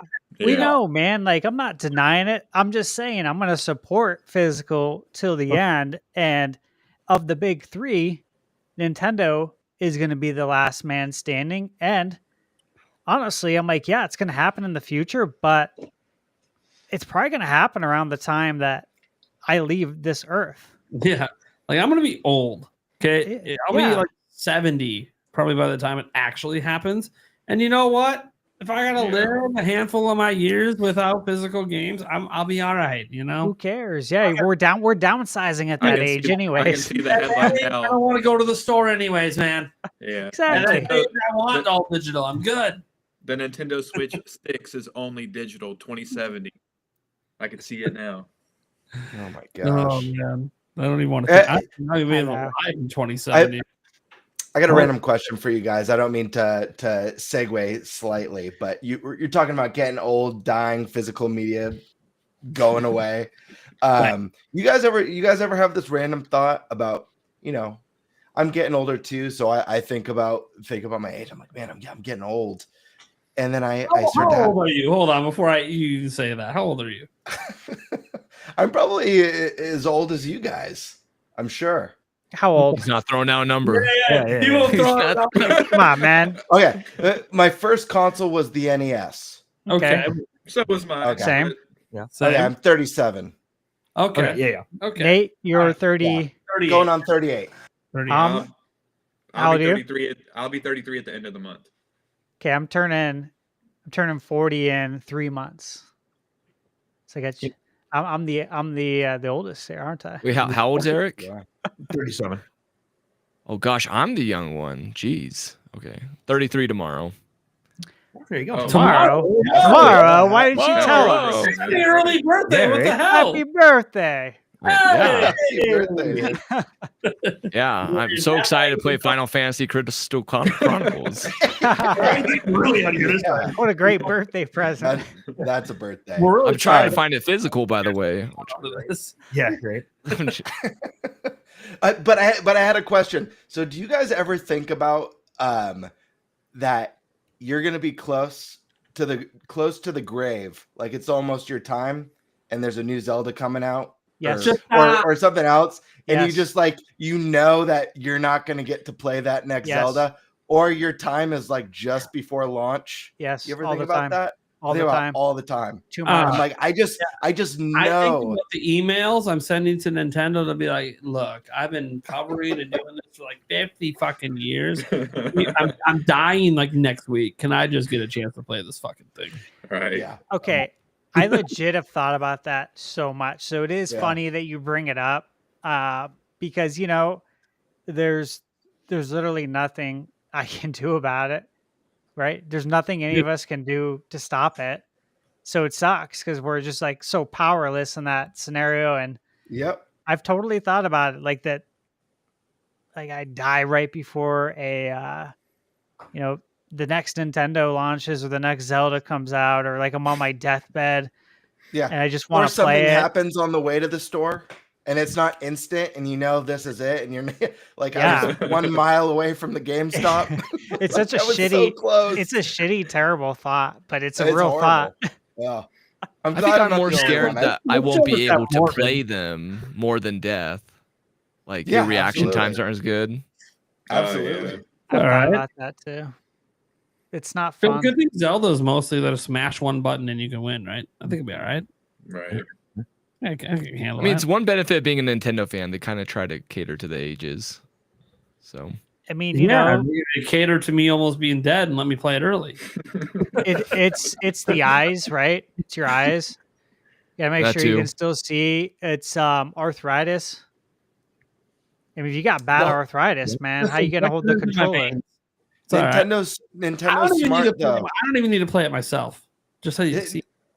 Nintendo's smart though because they cater a bit to their elderly audience that's been growing up with them. So by the time we're old, they'll have their gimmicks, their vitality sensor. They'll have all the cool stuff for like seniors. Yeah, I was You know what I just mean? rolling it with brainwave thoughts by Yeah, then. brain implant. Yeah. there's hope.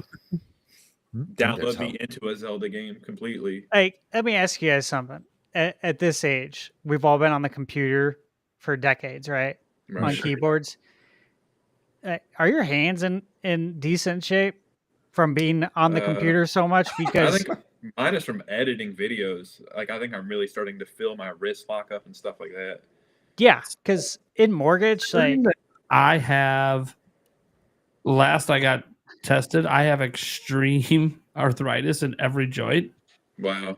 My hands are Holy great. crap. My hands are great. It ain't got nothing to do with the computer stuff. My hands are fine. yeah, mine hurt a lot. Actually, I'll be honest with you, like Yeah, I got because little aches and pains in mine, but like I'm okay. it's pretty significant. Mm. And I love pain, honestly. I actually like it, oddly enough. Yeah, so like it's pretty You're one of significant. those sickos. But like, the way I like it. Right. like be from basketball, all the times Sure. that I've Jam. jammed the fingers, right? Like if I just hold my hand straight, like this is how it always is. Yep. Wow. And like this So pinky is that's just like, I mean, yep. Yep. and the amount of like hours I spent on the keyboard for like almost 10 years at Lone Depot each day, just pounding away at emails. Dude, you go home to like hold a controller and your hands just like feel like Yeah. horrible. So that is one thing that I think about. I'm just like, I'm actually excited I hope for this, nothing happens there. I hope the my hands Switch- are good. the Switch 2 to be a little bigger. The Joy-Cons actually hurt my hands a lot playing the Switch. Like my hands are massive. They do too. I talked yeah. about this. They like dig in right Yeah. here on my hand. So then I ended up getting a nitro deck, and that feels way better. Yeah, I thought about it. Yeah, that actually fixed that whole dilemma, thankfully. So, all right. We should probably stop talking about how old we are. We're ancient. It's over for us. my day. All right. Let's go ahead and get to our next topic then. That was so Andrew. loud. Oh my gosh, we're talking about something. Oh my gosh, yes we are. I'm pulling it up, and it looks like. We just found out we're having a Nintendo Switch 2 Direct in April. Totally didn't know about that. Okay, first of all, was this just mean? I think it was. I was like, Posted today. direct yeah. to tomorrow. Yeah, they're trolling a little bit with that. Yeah, I like This- it. yeah. We hurt the ones we love the most. That's how I see it. Does this affect possibility? I don't know. I'm a little. I still think February Direct's gonna happen, but it Yeah, I think did kind next of week. lower my hope a little. There's Anyone supposed to be else? the Sony State of Play possibly next week. I think we could also get a Direct next week Yeah, as the well. state of play is rumored to be on Friday next week. Yeah. I think there's still a direct this month for sure. I'm only saying this because I had no reason to doubt Nate the Hate, and some people started yelling at him, and he's like, "Dude, I only said it's this month. Have we gotten to the end of the fucking month yet?" I'm like, "Dude, Yeah, seeing that, yeah. that attitude with the Switch 2 reveal." So I'm like, you Yeah. know what? Nate the Hate's pretty fucking confident there's one this month, so I'm gonna go with Nate the Hate being right. Okay, I didn't know that. I thought it was more like I've just been hearing talks. I don't know. Yeah, a lot I of didn't people- hear the Suspected defensives. it. Yeah, it's because a lot of people thought it might be this week, but it was all speculation. There was no actual rumors for it this week. It was just like, well, they have a maintenance on this time, and it's always on a Wednesday. It's this and it's that. And there's an investors meeting. I'm like, okay, but none of that has anything to do with a direct actually this week. Yeah. It's just Sony has a knack too in recent years for doing state of plays literally right after a Nintendo Direct. I don't know if you guys noticed that. Yeah. Sometimes it's even same day, like an hour later. That's true. It's interesting. That's what I'm thinking. So next week. Maybe Sony knows something and they're like, "Hey, Nintendo's coming. Let's do it right after." I don't think it'd be the same week as Pokemon because we already know that leaked from Niantic that they're having a Pokemon Presents on the 27th. Yeah. So, which isn't a surprise. Oh my gosh, they're doing a Pokemon. We didn't need the leak on the same day. They always do a Pokemon Presents. Who the fuck? Right.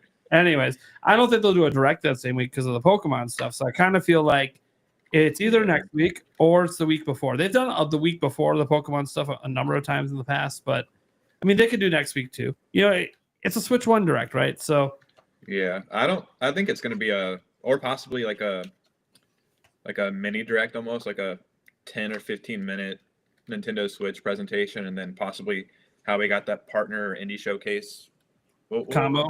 Yeah, the combo was a partner and indie showcase. Yeah, it was a partner in Indie World. Yeah, so I think maybe like 10 or 15 minutes regular Nintendo Direct, and then maybe some third party stuff.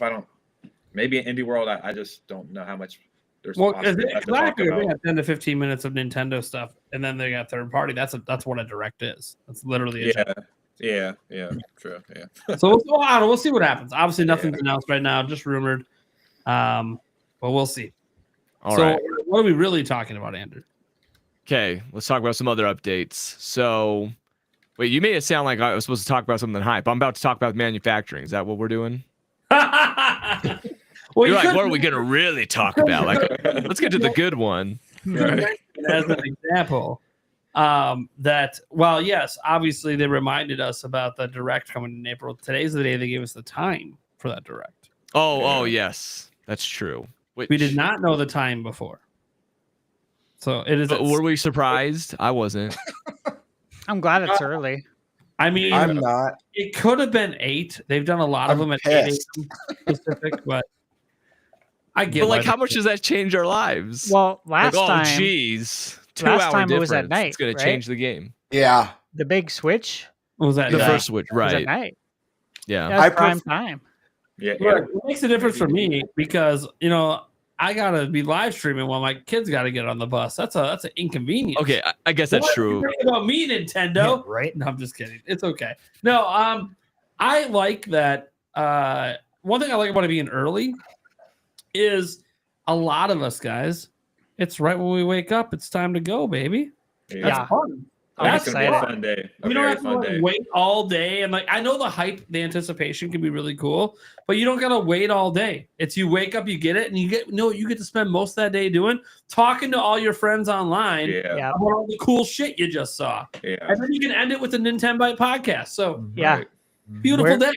We're working. We're working a double on that day. Yeah. I'm on the West Coast. The video I'm gonna have to put out in there. It's crazy. I'm on the West Coast. I'm sick of these 6 a.m. directs, man. Friggin' That is kills pretty me. brutal. I crawl out of bed 5:30, half hour before. I feel like I was in a car accident the previous night, smashing into things. Not sure. My wife's a morning person, so. I kept thinking. I wish I could do that. If I lived on the West Coast, because I got to do at least a 2-hour pre-show. I'm live then at 4 a.m. if I was on the West Coast. Yeah. I'm waking up at 3. I don't know if I like that. That don't fly for me. Now, I mean, I'm waking up at 5 this time to go live at 6 a.m. my time. Oh, it'll be all right. Well, at least they're not Marvel. Marvel just right. Wake up! We stream in 10 minutes. Yeah. What Marvel just did with Fantastic Four yesterday is they announced a live stream for the new trailer at 4 a.m. Pacific. And then it happened at 4 a.m. Pacific, and it was an hour countdown. just slap in the face. Anyways. Brutal. All right, let's get to the next update. So we got Nintendo plans to meet demand with manufacturing for launch, but is also working on something to deal with scalpers. Yeah. How does the panel want to deal with them? They said maybe even legal action. Dude, that will be the day. Yeah. Scalping shit should be illegal. Period. Yeah. It is so jacked up. But in the It is Yeah. not. So Right. they can't do anything about Yeah. it here That's in terms the of thing, legal. yeah. But they basically hinted that there's something. They're doing something besides just providing a shit ton of systems. Well, they're not telling us what that something is. And I think it's a good idea not to, because that gives the bots and the scalpers time to Right. work around it, right? So as inconvenient as it might be for us if we have to use like an NSO account or if we have to do this, at least everyone's on the same playing field the day of the pre-orders, because I don't think they'll announce it till the day of the pre-order. Like if it's April 2nd, that's when pre-orders go up. Cool. We'll know what they did to combat scalping that same day, but scalpers and us have to deal with it. So I feel like that will kind of level the ground a bit. But what it's going to be, I don't know. I know Paul Gale put out there the whole NSO thing where he thinks there should be like a week where only NSO members can pre-order. A lot of people didn't like that idea, which considering that NSO members only make up like 1/5 of the Switch audience. So like I can see where that's kind of like a lot of people don't ever pay for online, and now you're telling them they have less of a chance to get a system. Yeah. Yeah, I don't think that's gonna happen. What didn't PlayStation do something last year with? Sorry, I'm not as much of a PlayStation head. What happened?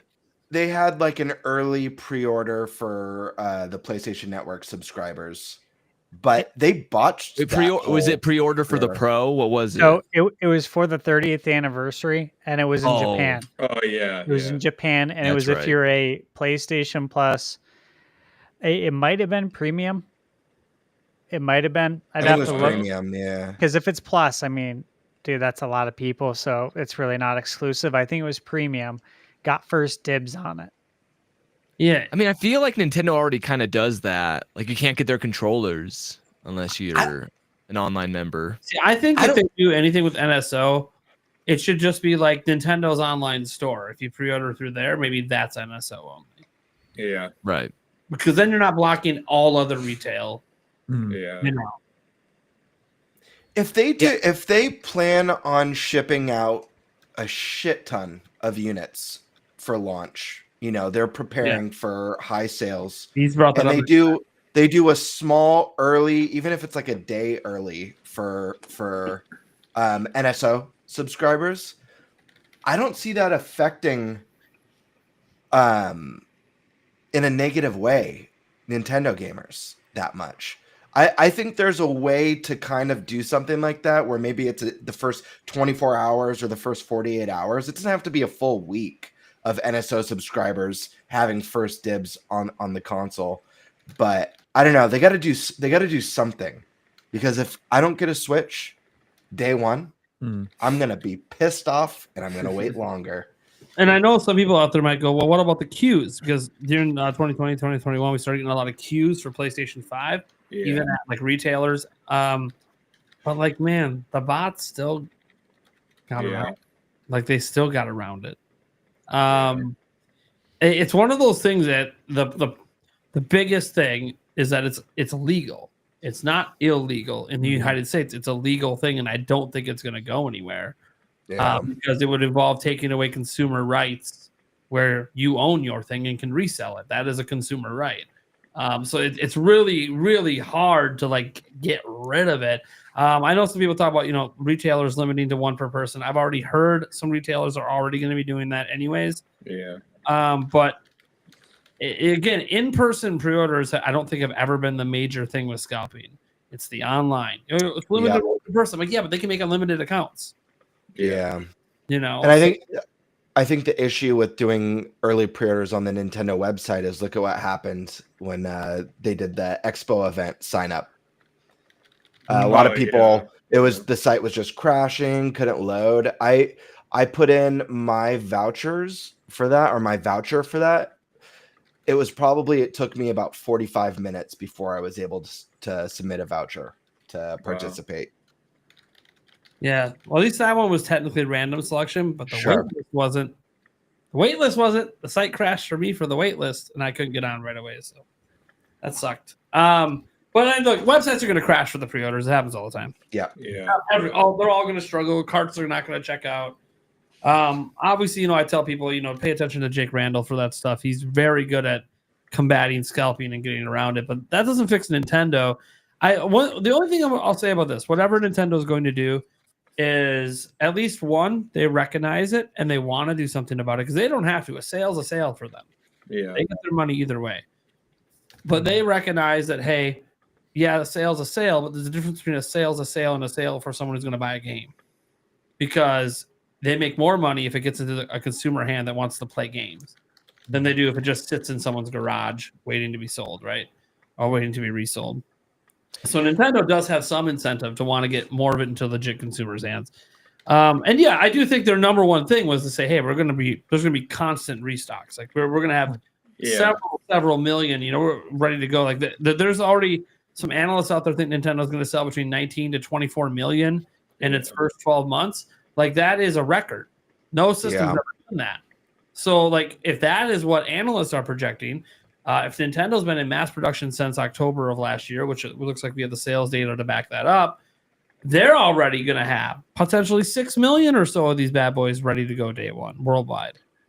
So, Nate, you mentioned something interesting about how they talked about, like restocks and stuff like that.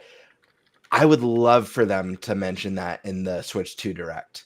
Yeah, just drop that. Just bring it up. Be like, listen, and we want to make sure everyone is able to get their hands on a Switch 2 as soon as possible. We're going to be having restocks throughout the year. Don't worry, you're going to be able to play this year. It's not going to be in limited quantities. All they have to say is we will be doing consistent weekly restocks at relevant retailers. Yeah. Yep. So people don't go to the scalpers and just like, I just got to wait a handful of days till the restock. All right. Yeah. And just to put that thought in scalpers' minds, like, oh shit, maybe I shouldn't buy 1,000 Switch 2s. I think they sell. Yeah. They still will.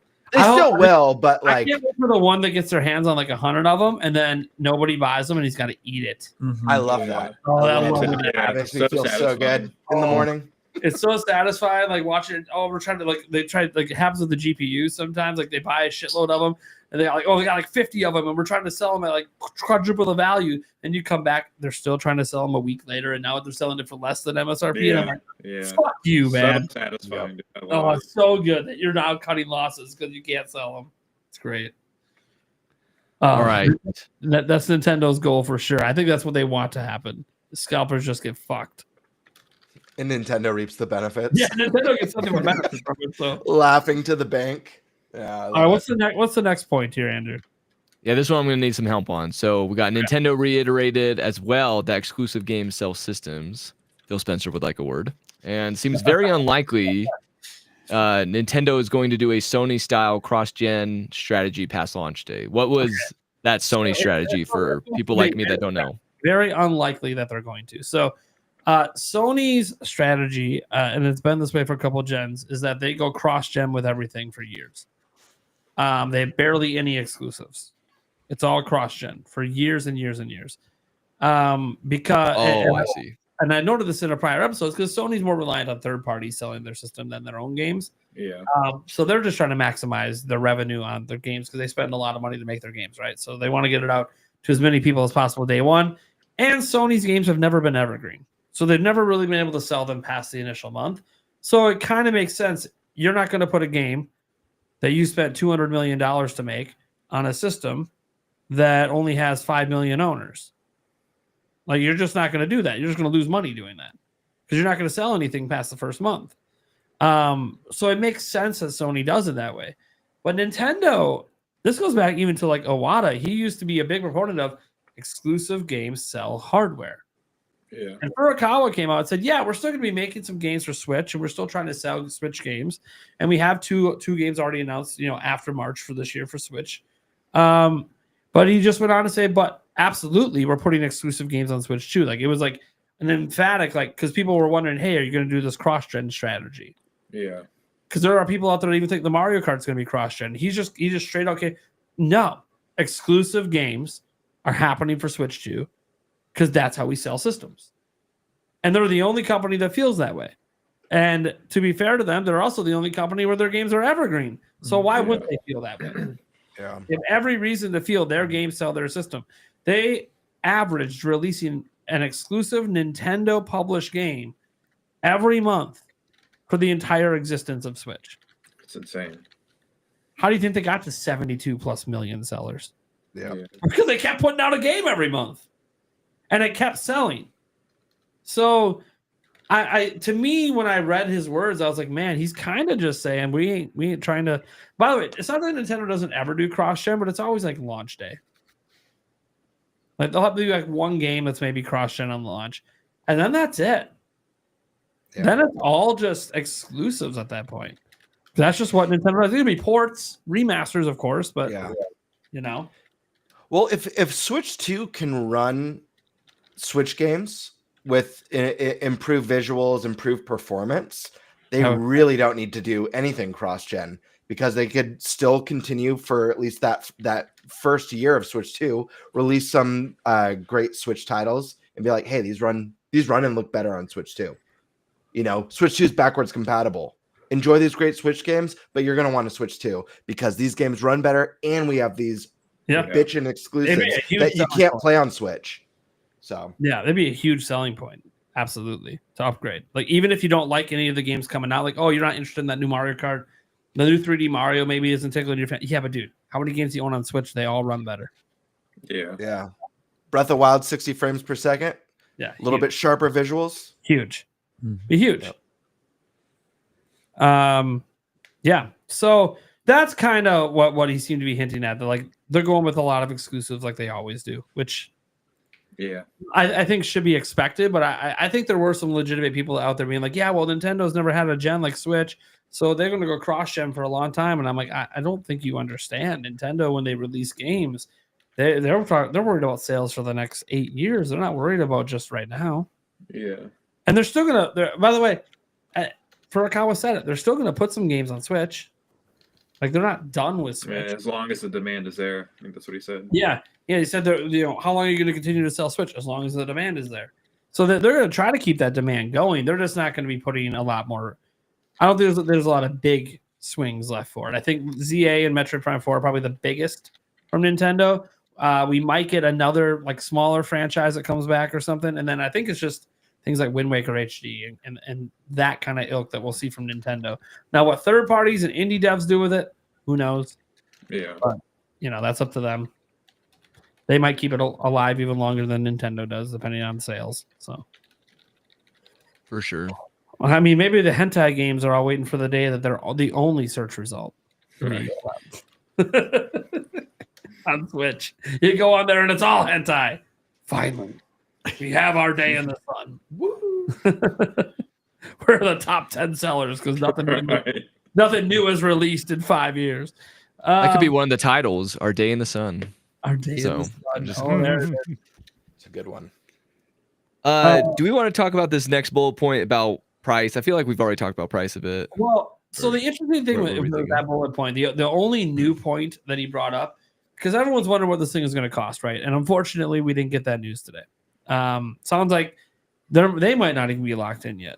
Yeah, that's what I'm thinking. Kind of sounded like he's not even sure if what they're going to do yet. But it sounds like it'll be announced in April.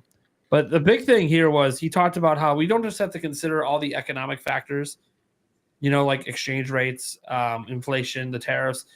Sure. And he commented on the tariffs a little bit, how they're not even worried about it because they make shit in Cambodia and they make stuff in Vietnam. So he's like, we kind of prepared for this. We're not really even worried about the tariffs. But he did say, in addition to considering all that stuff, this I think is cool. He's also considering consumer expectation that Nintendo stuff is affordable. Yeah. Because there is an expectation from consumers that Nintendo products are not going to be too expensive. The console itself. So it's interesting when you think about that, because that is something that no one really knew. Is Nintendo considering that? Or are they only considering, hey, we got to charge more because it costs more to make this thing. Inflation's kicking our ass, tariffs. We got to make this thing $500 because, hey, that's just what it costs for it to be even break even. Yeah. Or would Nintendo consider possibly taking a loss if they needed to, if it meant it came in at a more consumer-friendly price point that consumers expect? Because if you think about it right now, OLED's the number one seller for them, and it's at $350. There was a time that wasn't a price point Nintendo could sell things at. Yeah, fair point. But Switch, they were able to. So to me, Look, this doesn't tell us what the price is going to be, but I do think it puts a cap on how high it can be if Nintendo is actually considering what consumers can actually afford. Yeah, I'm thinking $379 is what I'm thinking. I mean, I'm thinking it's really hard to go above 400 if you're going to consider consumers. Exactly, Like, because you're with the Xbox and PlayStation at that price. Yeah, it keeps you separate from the all digital PS5 at 450. Yeah, you could say, well, it's more than a Series S. Okay, but no one cares about the Xbox Series S. Let's just be honest. Like they just don't. I don't think Nintendo's worried about it. The Switch OLED's more expensive than the Xbox Series S already, and it sells better than it. So, but you know, you gotta keep a little gap between that and some of the handheld PCs as well that are around 450, 500. I think that helps as well, just for like mind share and consumers' mind. But again, we talked about the price a lot because we don't know what it is. But I thought it was just an interesting point that Nintendo is actually considering, hey, what can consumers actually afford to buy? I think that's important because, hey, as much as the money sucks for these corporations and they make less profits, what is it like on the consumer, man? When everything goes up in price, what can we actually afford? Like, I know me, yeah, I'll buy one. But I think about the more general audience. Like, are they going to justify buying one at that Do you price? think first-party games go up $10 the next generation? Probably. What if they Big ones. What if they stick with the more premium price on the hardware, but they keep the software cost what it is Well, this gen? I mean, what do you mean? They did $70 already this gen. Yeah, Yes, that was once. testing it out. Yeah, Once, but I think that was a test, to be like, can we put our top selling games at that price and get away with it? And I kind of feel like they feel like, oh yeah, we can. Yeah. So I think where do they make their money too? I don't think everything will be 70, to be clear. But like the 3D Mario game, that wouldn't shock me if it's 70. Mario Kart, I kind of wonder if they'll keep that at 60 because they plan to do so much DLC probably for it.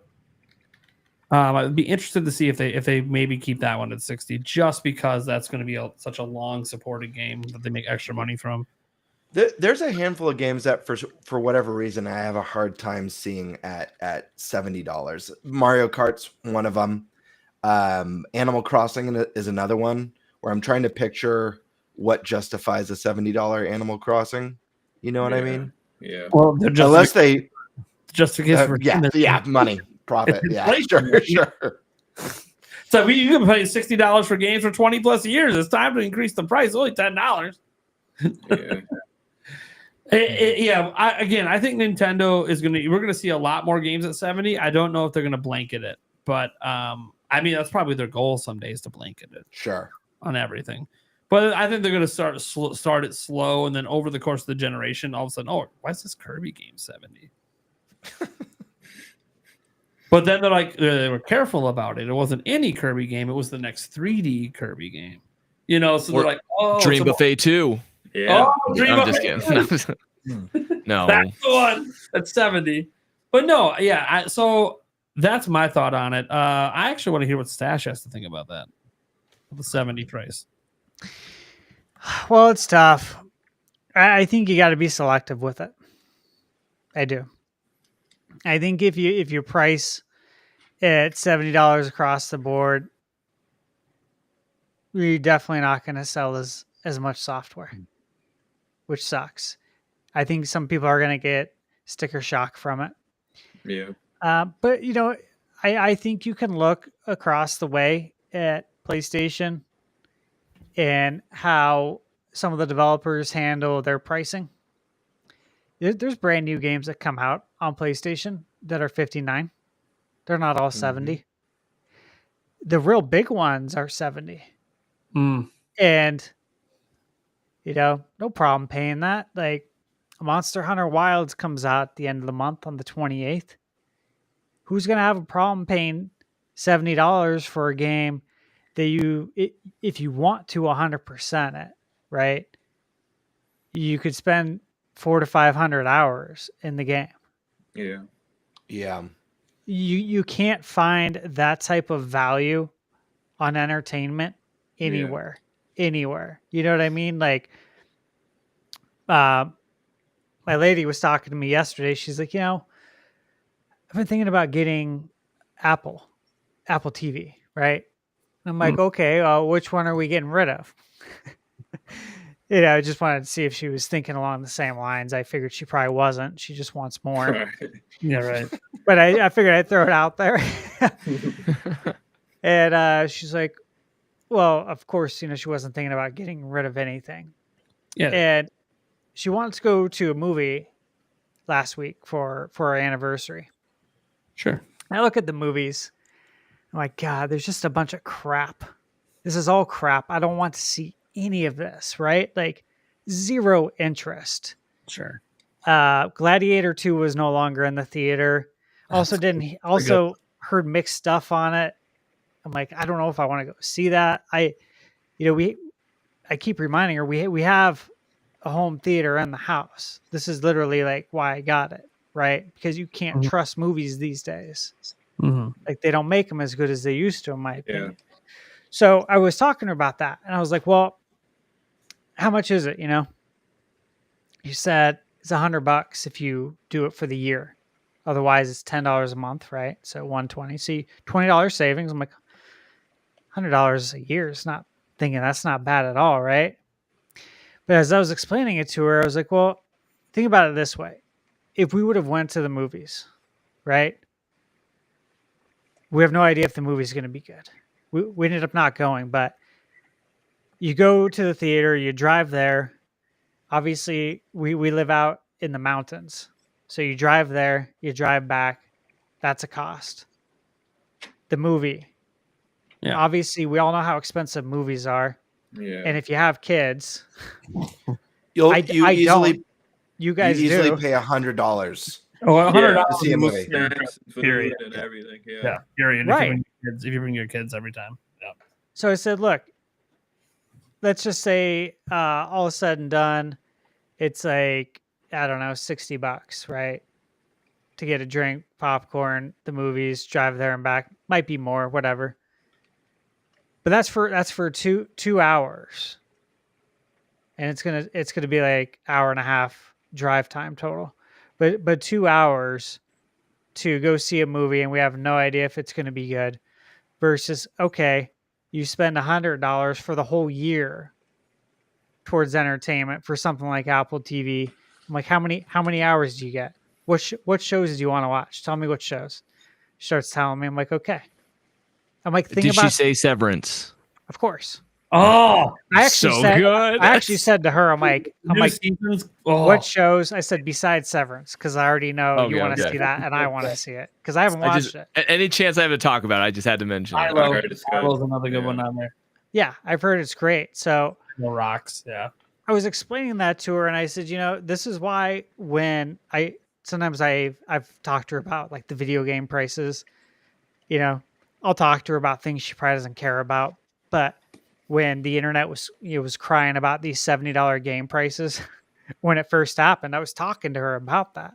I'm like, I remember buying Star Wars Shadows of the Empire on N64 for $79.99 at Toys R Us. That's how much it was when it came out here in the US. And it was a lot of money. But I said, I don't think people understand the whole entertainment equation, right? If you spend $70 on a 100-hour game, just do the math. It's very easy. Yeah. That's how much it costs per hour. But people are willing to go see some shitty movie and buy popcorn and a large soda and spend how much?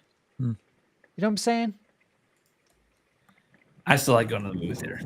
Look, I do too. Dude, even when it's a bad movie, I'm like, yeah, right. This movie's kind of lame, but you know what? I'm gonna really enjoy the movie theater popcorn right now. Yeah, the popcorn's great. I mean, no doubt. Yeah, it's just something about, even if you got like the right popper at home and everything, it just isn't the same. Do you put I don't know about you guys, do you put jalapenos? My wife does. Yeah. So they have them out there, at AMC or Harkins. They have jalapenos out. Dude, that is so good on your popcorn if you've never tried it. Well, I can't do it, man. I'm eating all this candy and soda and that. Yeah, we that did it. Over. We did like a year or two ago, maybe. And ever since I was hooked. So yeah, I'm give it gonna a have to try that. I'm gonna have to try that. Well, it's a step up my popcorn game. God damn. Didn't even know that's Yeah. what was Levels- happening. There's levels to it. So hey, my point is, if it's $70, it's okay. If it's Yeah. worth it, if Yeah, it if it's makes worth it, yeah. sense, you know what Yeah. I mean? Like if like you can't be charging $70 I for think the port of Mortal Kombat was $70 on the yeah, Switch. Oh, like Yeah, make it worth it, is guys. Crazy. Yeah, the Now developers it's need to make like it worth it. $15 on the eShop. well, I want to be clear. All these third-party games that charge $70, you could just wait a month. They'll be half off. Yeah, Ubisoft, EA. Ubisoft. Nintendo's the one that ain't Yeah. gonna drop the price, but everyone else will. Yeah. And I wait every time, unless it's first party Nintendo. Even on my PS5, I'm the most patient gamer. I don't think I ever buy PS5 games generally when they first come out, unless it's something I'm dying to play. But I'll just wait. Yeah, too bad we don't have the greatest hits anymore. Well, I'll have one last shout That's out real for good. Apple TV, Mythic Quest. I've been thinking about watching that. It's so good. If you like video games, guys, or if you ever grew up and played like an MMO, ever specifically, oh my god, it is hilarious. It is. I'll have to check it out. Yeah, I think I've heard of it, but I've never seen it. I used to love MMOs back in the day. Is it better than Shrinking, Nate? Oh yeah, that's on our list too. Yeah, that's really good. Yeah, but they're very different kind of shows. I would say They're both Mythic- comedies. That's why I asked. Yeah. But this one leans like because like Shrinking's more of like it's a comedy but semi-serious. I don't know if there's anything serious in Mythic Quest. It's kind of like the new Community. If you guys remember that, show. Of Okay. course. Yeah. That's probably a more apt comparison for Mythic Quest. But it's about a video game development studio. It's hilarious. So there's a lot of good stuff to watch. Yeah. Apple TV's got some quality stuff on it. Yeah. Yeah, for $100 for a year, it seems like a steal in the entertainment equation of it because you actually save money because you're not going out, right? is there ads on Apple TV? No, No. Oh, that's not bad at all. I looked Wow. that up. Yeah, That's phenomenal. Yeah. Yeah, because then you're not wasting time watching ads. which- that's Yeah. Who wants actually to do not that? bad at all. And they keep making those ads worse. It started off with like 1 20-second ad. Now there's like 3. Yeah. Now you're doing like 6 minutes of ads. Not in only between. that, but the ads suck. Like compared Yeah, to they're back in the terrible. day. On HBO Max, they'll play the same ad 3 times in a row for the ad block. Oh, It is yeah. horrible. Yeah. Dude, so I have I'm- I have the Phoenix Suns app for all the Suns games. It's the same commercials.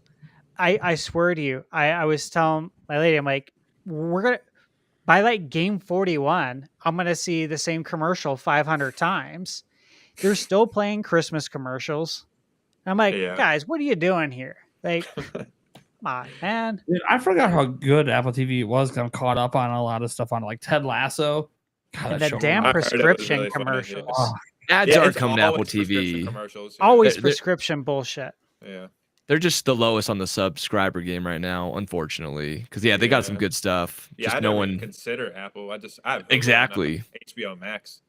Yeah, you're not Yeah. in the Yeah. minority. things like I just- like that Clooney and Pitt movie Wolves. That was really good. I watched I like that. HBO.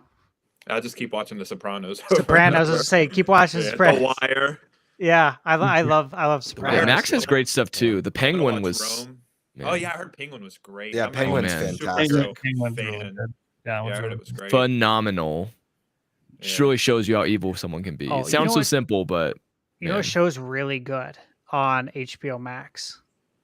And for Winning Time. anyone who's Oh. in chat too, The Leftovers, Oh, I don't know that one. okay. phenomenal. And it HBO takes about 5-6 episodes to like really like grasp that first season. Then after that, it's just like every episode is a payoff, and you're just like, oh my god, how does this keep getting better? Yeah. Mhm. It's impressive. That's There's this true detective. There's a documentary on HBO Max I have to recommend every time. It's called The Life of Crime, and it's a 3-part documentary. And this documentarian follows these 3 people over 30 years and just their life of crime. It is, Oh, that sounds interesting. I Over don't wanna- 30 years. yeah, it's 30 years. It's like an hour each part of the documentary, and it is the craziest shit I have ever seen. I don't want to spoil it, but I truly was like felt insane after watching it. Like I needed to be put into an asylum. I was like, I love shows like that. I gotta watch that. It was the craziest shit I've ever. Seeing them like doing crimes and doing this. It's not for the faint of heart though. They show some crazy shit, but it's a 30-year documentary filmed. It's the craziest shit I've ever seen. That's really cool. Yeah, HBO Max, man. It's a good. Max good is service. great. HBO, man, home box office network. I go in and out on Max. Yeah. Like there's sometimes really long gaps between stuff I want to watch on there. Yeah. Well, I go in and out on everything. Yeah. I see. I do that, but like Apple TV, I haven't yet because I had the Mac Studio and a couple other things. I got like a couple of years free.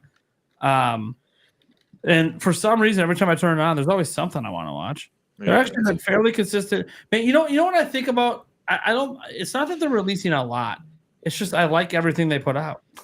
It's quality. Well, and unlike others, they're doing weekly releases, and then they do a new show right on the last episode. Yeah, right on the last episode. Then the next new show starts. Like with Siloed, the last episode. Then Severance was also that night. Yeah, that's how they kind of keep it. Yeah, it's nice.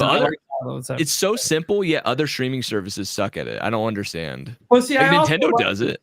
I also like the dump at once. You know, like next week or what is it? No, this week I think. Cobra Kai's next week. Is it next week? Yeah, next week. Cobra Kai. Cannot wait. Yeah, they're gonna just dump all that, and I'm gonna binge the fuck out of it. And I'm gonna love it, dude. Cannot wait. That trailer. I love binging as a consumer, but if you're gonna keep me subscribed every month, you got to put a shitload out that I like. Did you guys watch Squid Games too? Which one? I haven't watched season 2. I've only seen the first season. My wife begged me to watch it, and I was like, "All right, dude, let's watch it." And it truly was way better than the first season. Third season's June. Yeah, I think that what they did is just split up the season into two. They filmed it at the same time. They filmed it at the same time. Technically, it's still a third season. I see. All Squid Games 2 was, I don't know if it was as good as season 1, but I think it was pretty. Yeah, really good. Yeah, season 1 was like had that wow factor to it. Season 2 feels like it's set in something. It had, exactly. I was gonna say it left some twists and some turns. So and that's what I think. Season 3 is going to bring it home and it's going to be fucking. Good. But it's really part 2. Yeah. Of season 2. But anyways. All right, we can talk about shows all day, but we have anyways. I think Stash was trying to make a point. I think there was a point in there where the point turned into, "Hey, let's just talk about all our favorite shows." It's the cost of entertainment. Right. If the juice is worth the squeeze, I'm down paying $70. I'm down to do that for Tears of the Kingdom for games that are worth that price. Okay, but don't be trying to charge me $60 for Luigi's Mansion 2 HD, okay, or DK Country Returns. It didn't even hit 2 million. I think 1.5 million copies sold. Luigi's Mansion 2 HD. Yeah, just be consistent with your pricing. Like I would have paid $50. Yeah, I think that would have or Prime Remastered, but they gave it to us for $40. But then the other games were more expensive. I have a theory they gave us Metroid Prime Remastered for $40 because right after that they announced Tears of the Kingdom was $70. Like within a week or something. So I think that was like the soften the blow. It's like, hey, look over here a little bit. All right, $70 game. We're like, oh shit. Part of that may have also been to hopefully bring more people into Metroid. I think that too, to bring the fans in. Yeah, it's more niche. That's I think a very fair point as well. So the last Switch 2 thing that I see on that chart there was just Andrew Wilson. Just look, guys, CEO of EA, whenever Andrew Wilson comes up anywhere, no one likes the conversation that's about to happen. He gets a lot of shit, as he should. He's one of the pioneers of FIFA Ultimate Team before he was ever CEO. So all the Ultimate Team microtransactions, he was one of the pioneers of that. So, notably investors love him. Everyone else hates him. Yeah. That being said, he was asked about Switch 2 and supporting Switch 2, and he actually gave a very lengthy answer. But what matters the most out of that answer is essentially that he said FC and Madden are coming to Switch 2. Yeah, dude. That should have happened. He literally just said it out loud. He's like, Switch 2 is going to massively benefit FC and Madden, which, FC is technically on Switch. Madden's not. That's a new announcement. Yeah. I think he forgot for a moment that Madden's not actually on Switch. I would have loved to play that on the Switch. So if we get the full version of Madden on Switch 2, that would be sick. The full version, not some cut down shitty version. You're right. Yeah, missing franchise mode. Yeah. But yeah, the only mode I care about. Yeah, fuckers. Anyways. Or it's 3 years ago's arcade version. Oh yeah, arcade version back on the Wii. You got arcade version of it, not the real Madden. Or like Wii U would be like a 3-year-old version, not the current one, but yet they're charging the current prices. Right. Anyway, so if we get the legit current version of Madden, that'll be sick. And his other comments on it were just really complimentary. They're planning to bring other games as well. Obviously, he's not talking about. It was just kind of interesting because we know no other major third-party AAA studio has said anything. They've all just kind of been like, "Oh yeah, Switch 2 looks cool." Yeah. Like because they're all under NDA, right? Like clearly. They're not allowed to talk about it until a certain day, and that day is probably April 2nd. But I think I read last week that they're expecting Fallen Order and Jedi Survivor to come over, maybe launch day, possibly. Yep. So that'd be cool. Yeah, I mean, EA is a shitty company, but I enjoy some of the games. They do have some good games here and there. I mean, that new Battlefield looks promising at the moment. We'll see. Dude, I want Skate 3. Like, what are we doing here? Skate 3 would be sick. And aren't they also the publisher for that one studio, like It Takes Two? Yep. Or, yeah, it's Brothers, right? A Way Out. A Way Out. The new one that looks incredible, Split Fiction. Split Fiction, yeah. So and they're the publisher for all that stuff. I know it's a smaller studio, and it's more so we just trust the guy that runs the studio, but EA does publish that stuff. So look, it's one of those things. It's kind of like, there was some shitty stuff with Ubisoft as well, but every now and then they put out a game you want to play, like the Prince of Persia last year. Man, such a good game. Great game, and studio's gone now. Yeah. Sequel canceled, all that. Or DLC or whatever it was. DLC, yeah. It's I think everything is riding on this Assassin's Creed game coming out. Everything. That's why it was delayed. It's got so much pressure on it. There's no matter what, it can't deliver. Here comes Microsoft swooping them in. You could sell 20 million and it somehow wouldn't even matter. Yeah, that's the thing. Everything. They're in such trouble as a company. I always say underperformed. Yeah, they're in However, they are the first company to release a quadruple A game. That is true. Skull and Crossbones, man. Just want to say, hey, Ubisoft, if you just care about overall sales numbers, like just how many copies you sold. Look, here's the strategy to make Shadows blow up, and I'm going to tell you because this worked for 2K back in the day. $20, charge $20. That's it. Day one, $20. How do you think Madden went ahead and got that exclusivity license? Well, when a game comes in that's almost just as good, if not better, in some regards, and it's only $20 in the store shelf next to your $60 Madden, it sold very well. 2K5 sold very well. You want Shadows to sell 20, 30, 40 mil? $20 day one will probably do it. People will be willing to try out. They even just see the shitstorm. They'll try it for $20. Hey, check out this screen. Can I share something real quick? Sure. All right. So I was looking at this report, right? So this is the top 20 games in 2024, the sales. Yep. Sales chart. I highlighted in yellow, right? Games that are not currently on Nintendo, but that I fully expect to come to Nintendo. And I was just thinking about, think about the install base, right? The user base, the community, all the people that buy Call of Duty that are not on a Nintendo platform. So we know we're getting Call of Duty. EA Sports College Football. I mean, if we're getting Madden. If we're getting Madden, we got to be getting Madden. Yeah. That'd be awesome. Sparking Zero. Yeah, Bandai Namco, they got their own studio or division for Switch. Yeah. FIFA, Elden Ring. I highlighted Hogwarts Legacy in green because I read an article with one of the Warner Brothers people that they're planning on bringing Director's Cut to cool. next gen. So that'll be if you played Hogwarts on Switch and you've played it on PS5. I beat it on Switch. It was horrible. My lady has it. Here. There's a huge difference, right? So Yeah. it's totally actually worth a director's cut in this sense. Yeah. I didn't highlight Dragon's Dogma. I don't know. I mean, it's Capcom, maybe. The first It- one's on the Switch, right? Yeah, but Dragon's Dogma 2 kind of chugs a little bit on the PS5. To be Yeah, honest with you, that's.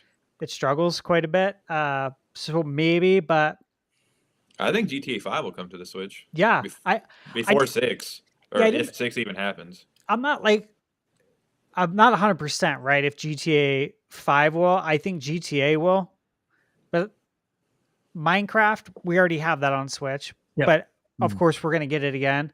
Yep. And then Rebirth and Tekken. So all these games have not been on a Nintendo Yeah. console.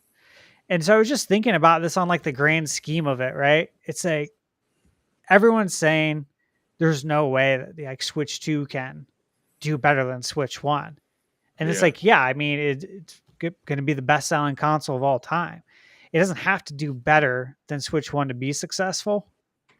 But at the same time, I'm I mean, I think it. I look at all these games and their player base. Yeah.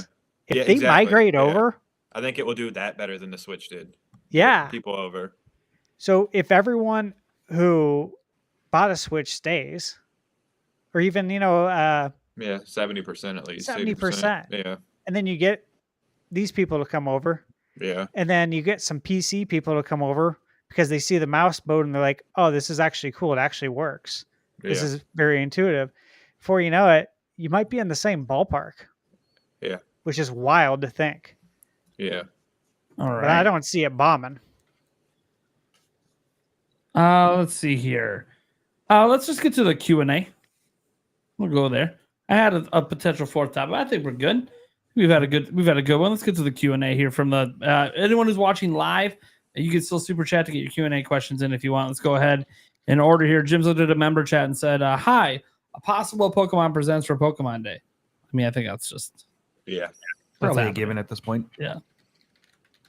I mean, think, definitely I see the classics come to Nintendo Switch Online possibly. that I don't know. Yeah, they're too much money. Yeah, Virtual Console, they sold so much on 3DS. That's my only reason. Yeah. I don't know, Pokemon Company's very strict with those mainline ones, man. Okay. We'll see, though. Yeah, I mean, I don't I know. want it so bad. Nintendo probably wants it because they think it'll help push NSO subs. But Yeah. I think we'll get remakes announced either in Let's Go form or Let's Or go Gold and or- Silver probably.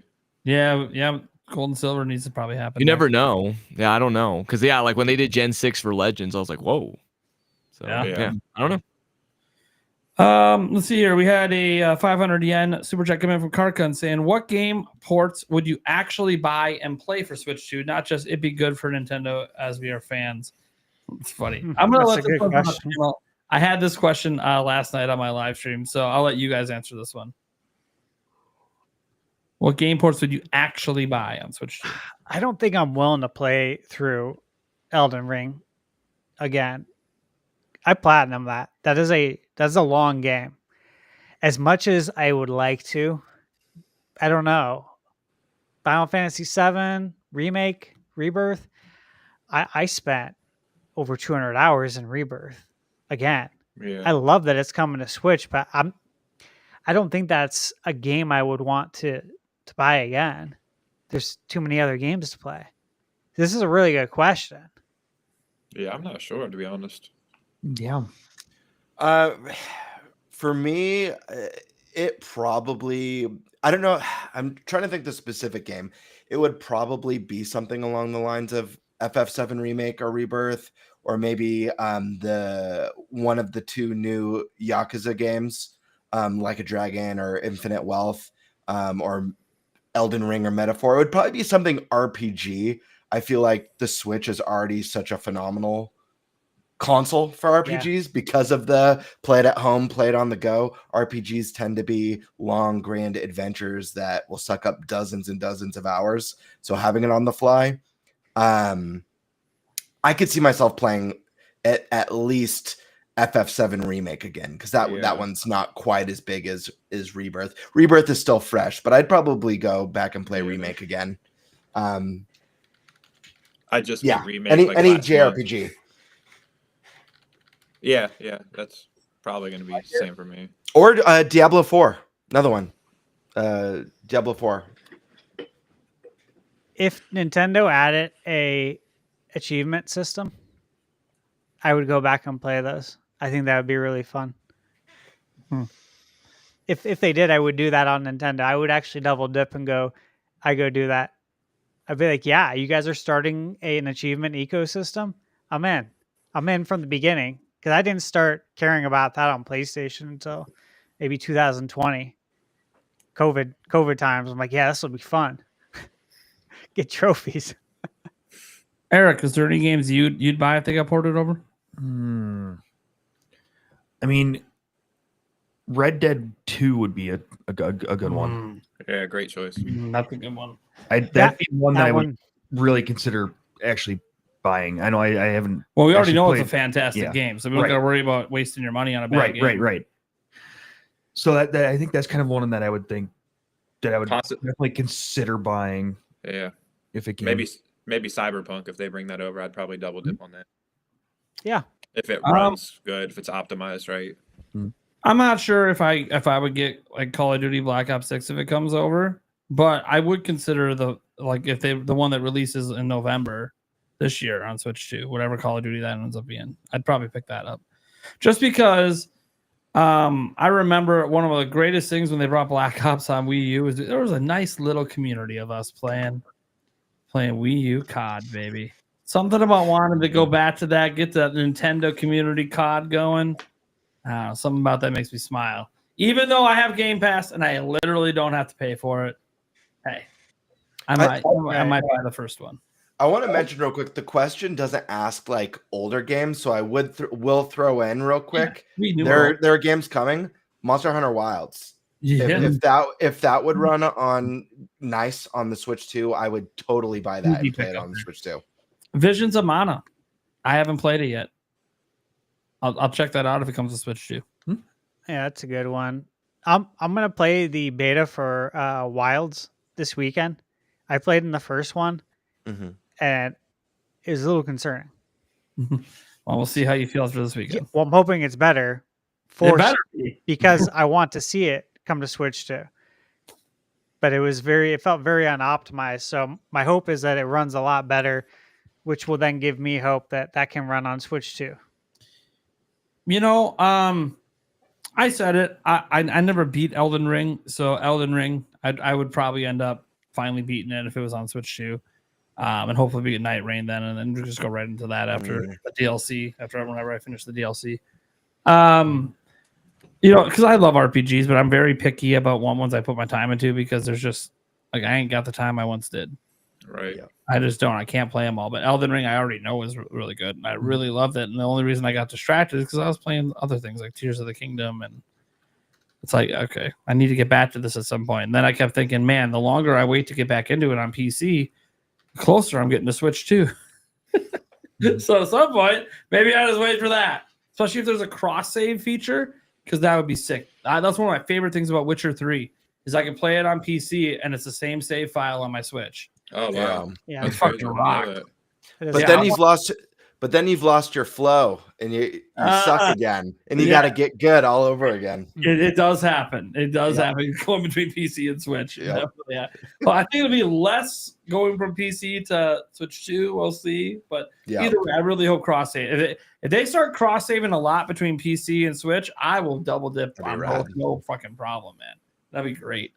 So like, almost anything. All these multiplayer games too. Like, you know, I try to think of you know, obviously there's ones already on Switch like Fortnite and Apex Legends and all that, and they'll just be better. You know, they'll get updates and be better versions.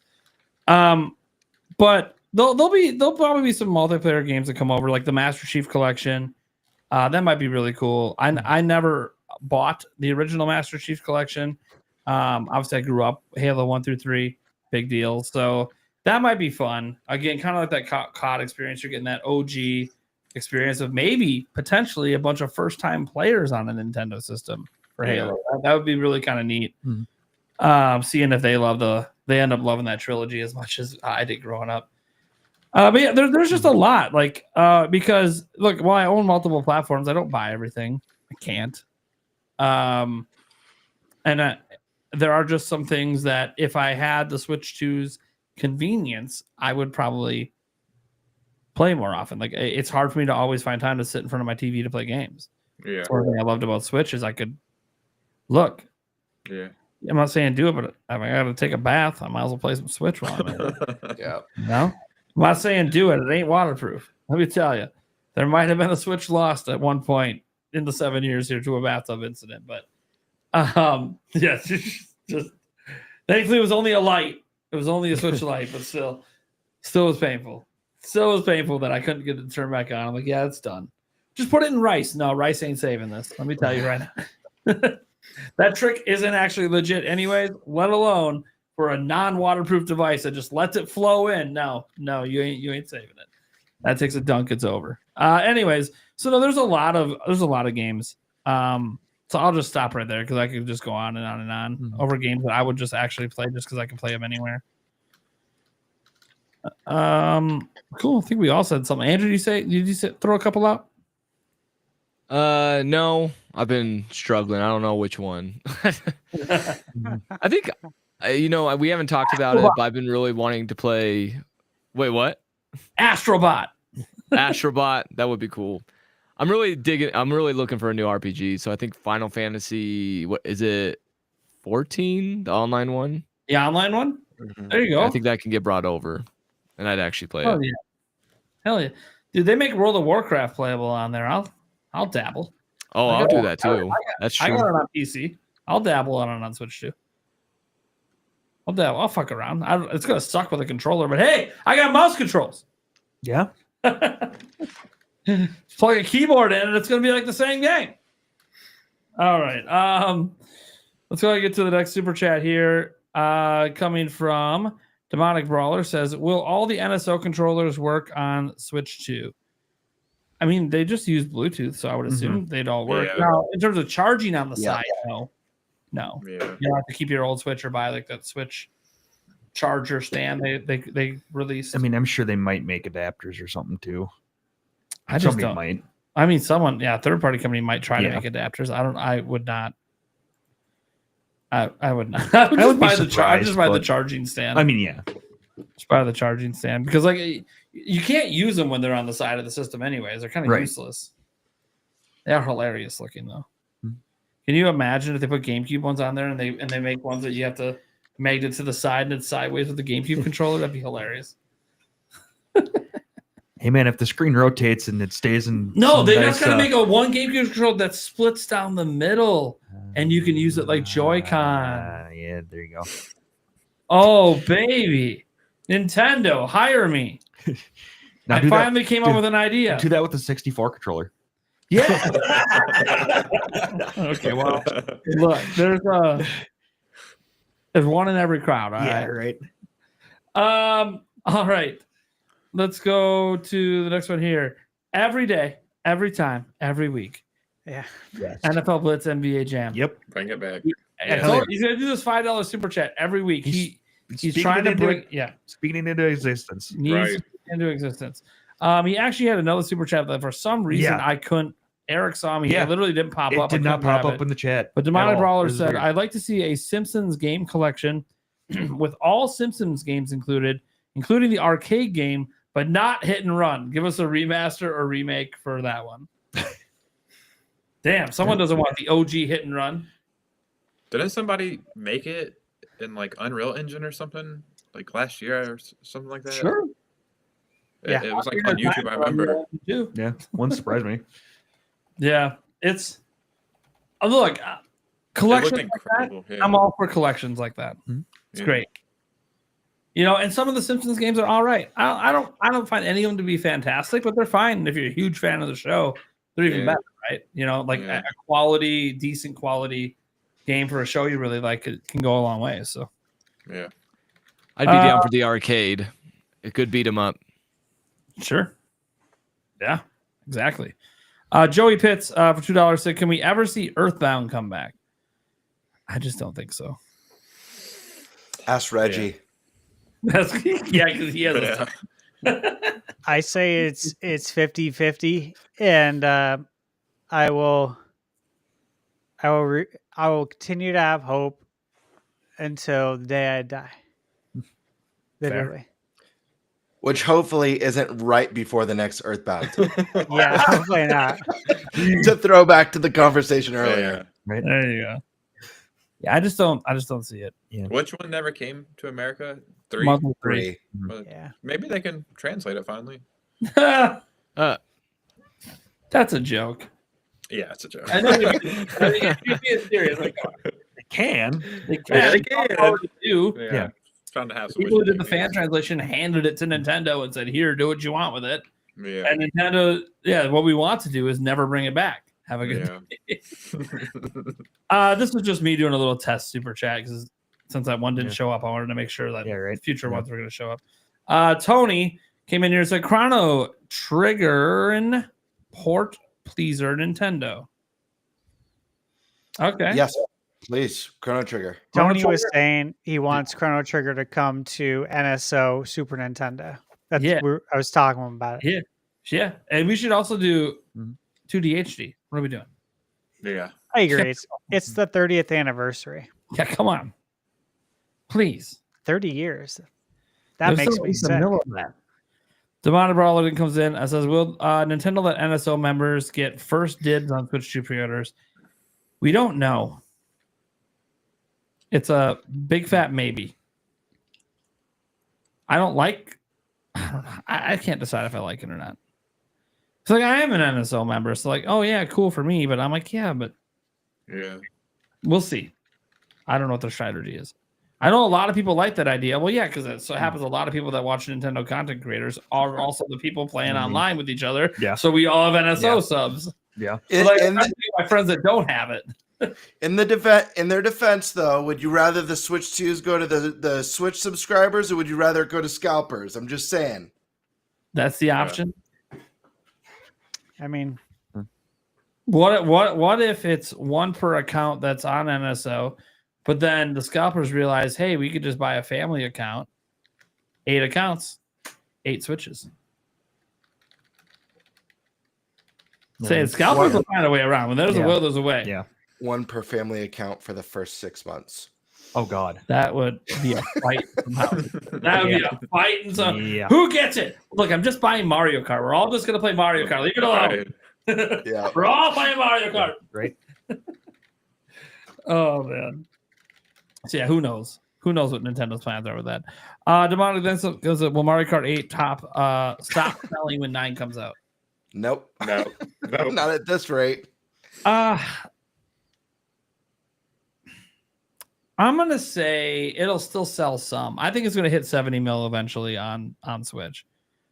But I think sales will slow a little because people start to gravitate to, hey, I want to Switch 2. Hey, I want the new thing. Yeah.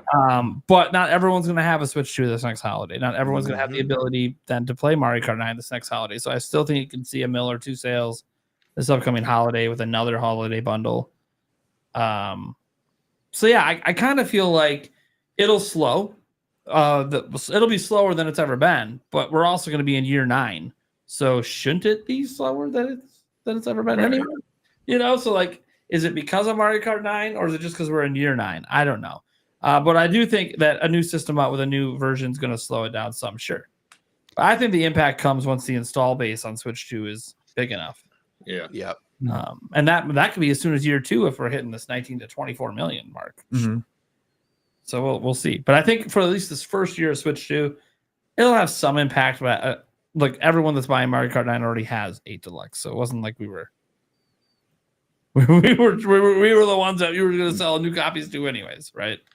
Yeah, little Timmy that's getting his $100 Switch Lite this upcoming holiday needs something to play. Sorry, I'm trying to help out the Scrooge family out there. You always screw over little Timmy. Anyways, next up we have Dragon Quest remake. Will it sell 1 million plus? yes. Did it? Yeah, I think it did possibly. Did it?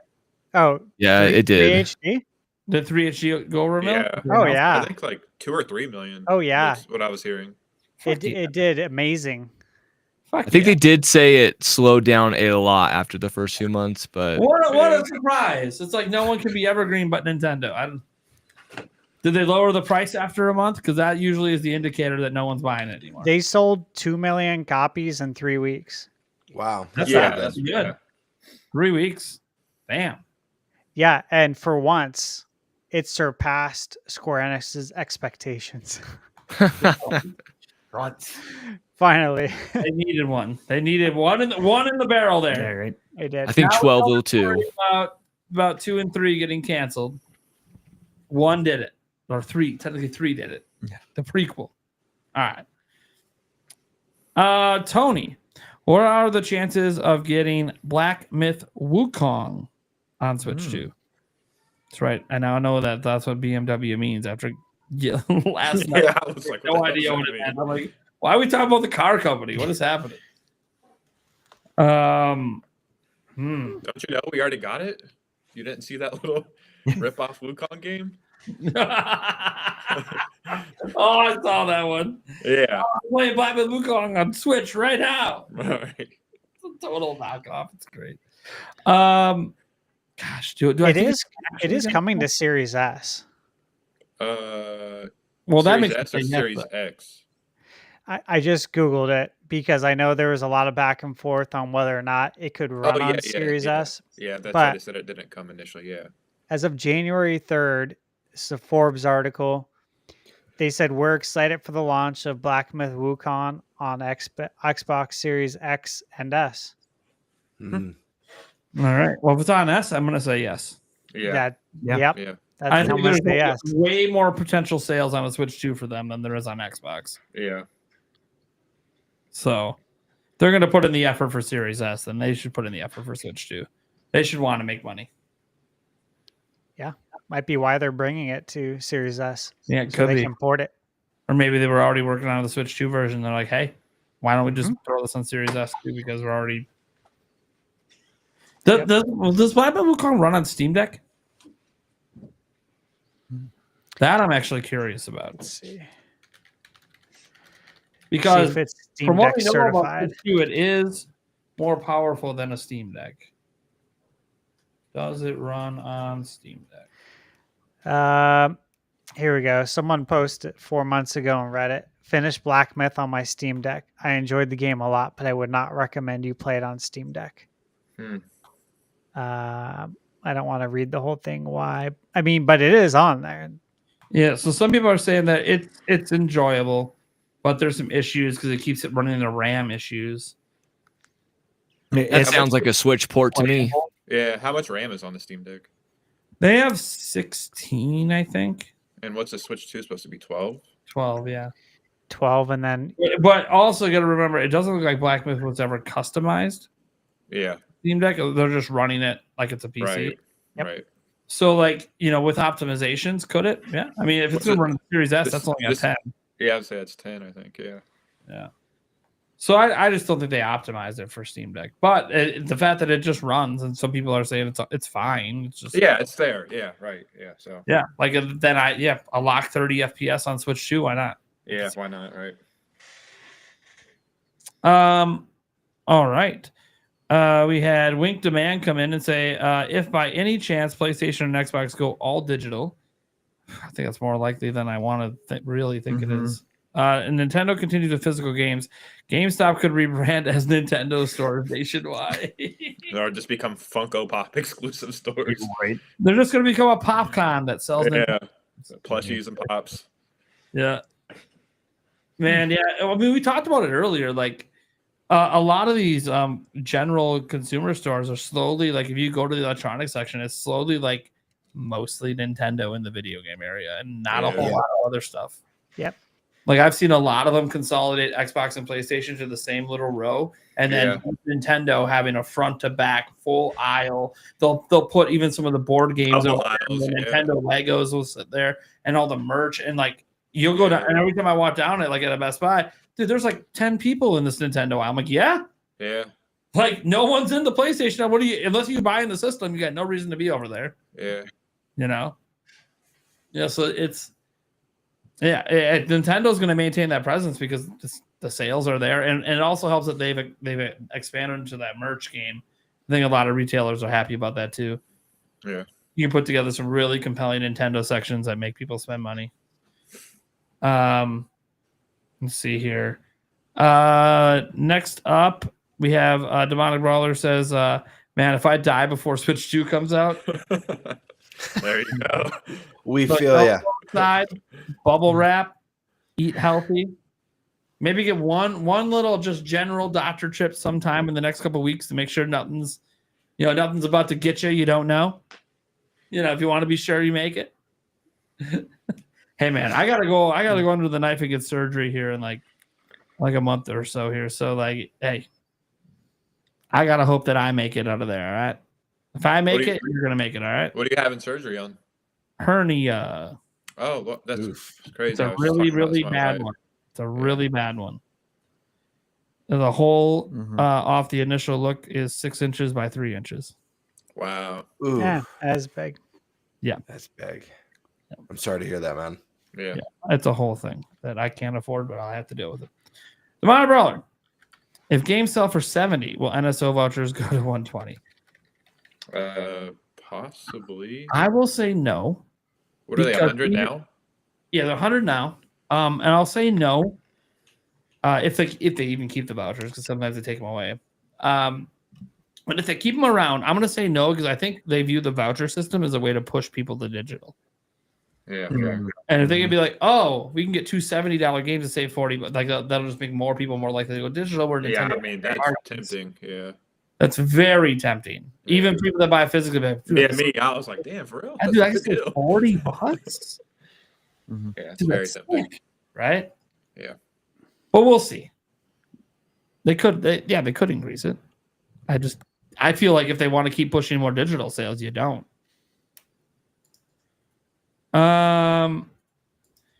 EA college football needs to come to Switch 2, says Demonic Brawler.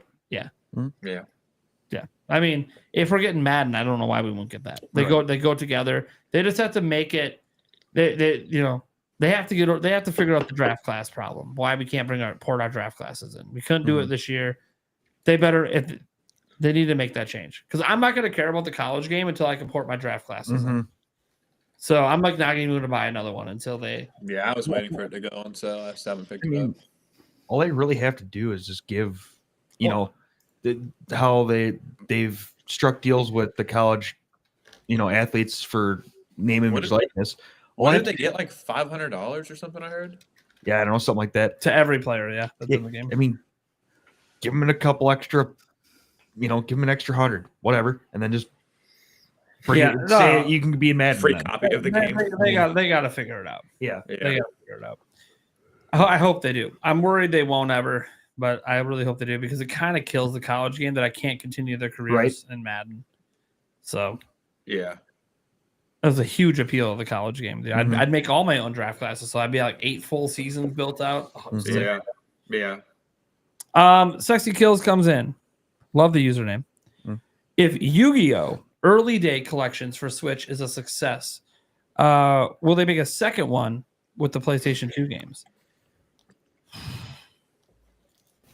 Anyone want to take this? I'm not big in the Yu-Gi-Oh! Stuff. I can't wait. This is one of my most anticipated games of the month, but it's a niche series, man. I don't realistically 100,000 copies sold on Switch. I think online the hype is nostalgic. People like, oh man, I can't wait to play this. But when the time comes, did you pick it up? Did you even know it released? So I don't know. It's going to come down no matter what to what their target is for it. Like what sales are they trying to hit, and did they hit it? That to justify. What their goal is, and I can't see it. Because we can sometimes be like, oh, it needs to sell like 5 million. I'm like, does it? Maybe No. Are they doing anything new with the collection? I remember when it got announced. Online battles. Yeah. Online battles and something. I can't remember. I talked about it in a video I made about upcoming games, but it just looks like straight ports. Got it, with the online functionality. Maybe a game that only released in Japan or two, and then if you pre-order it, comes with a physical card in there. Yeah, I picked up Legacy Duelist Kingdom or some other game strictly just to get the cards, but it's like $8 or $10 on the eShop sale all the time. You know what I mean? These games don't. You know what I mean? Like, who play you? It's not Pokemon. It's not. So what we're hearing is very little faith. That is Yeah. enough to get There you that. go. Thank you. Get that other one. Someone doesn't believe in the heart of the cards. Am I right? Oh, all right. Boo Mini's asking the important question, the most important question of the night, in my opinion. How soon does an Ocarina of Time remake get teased? I don't know. Do you think they do that, or do you think they just port over the 3DS version somehow? Nah, we're getting a remake. We're getting a Straight full remake. You have to pray for the I think remake. so too. We're getting the Final Fantasy VII remake treatment Oh my for God. Ocarina of Time. Not as long as a development cycle, but Right. And not split into three. Imagine how Navi looks. yeah. Next Crazy. year's the 40-year anniversary, so what better game to celebrate than the game that really put the series Sure. on the map? Drop it Did- next year would be sick. Did they do Reveal what it did they- this year, September You can run, direct. you can The run big that one game more as a thing. movie too. Oh Yeah. yeah, To the fair movie. point. Yeah, That'd be a great one probably to pair alongside the movie. I'm nervous So- for that movie, man. So the soonest we could see it, technically sometime this year, Yeah, that we can see it teased. September sounds good if possible. Yeah, if it's a next year game, September, that'd be a big drop at the end of the September direct. Yep. That would drive some hype. Mhm. Of course, you know me. I just want it on April 2nd. just tease me right then. Right then, baby. I need it. I don't care that it's a year away. Give it Right, to me. Just let I me agree. know. Let me drool right. over Link waking up in his little treehouse and walking out to the world. Let me drool over it, please. Man, Oh man. Okay, and I think that's it. I don't think we have any other ones today. So thank you guys so much for those questions submitted in. Reminder that you guys can submit topics as well for future episodes if you just go join the Patreon at patreon.com/Nintendo Prime for as little as $1 a month. Thank you everyone for being here. We're gonna go around the room, let people know what we got going on, where they can find us, and then we're gonna head the hell out of here and we see you guys next week. So let's start with, you know what? Let's go in reverse order. Thunderstash. Okay. So go check out my videos, please. I just put out 2. The first one was for Cronella's Mansion. This is a spiritual successor to Maniac Mansion, one of my favorite games. And it just hit Kickstarter yesterday. It's doing very well. It's already, I think, probably like 43 or 44% to goal after only a day. And the developer sent me out physical demo copies, like Wow. complete in their box for NES, GBA, and Game Boy Color. And so anyways, I played those games, got a whole video on it, giving my first impressions. And then I also got a early code from the developers for Ruffy and the Riverside. Hell And that's a game that's coming to Switch too. And you should definitely check this out because, I mean, this is a Nintendo podcast.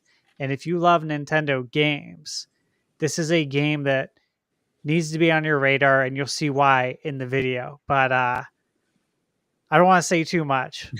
Very cool. And then I'm working on I got an early review code for Guns of Fury. Have you guys heard of that? That's the I've heard of that. Metroidvania Yeah. that looks like Contra and Metal Slug. So Oh, wow.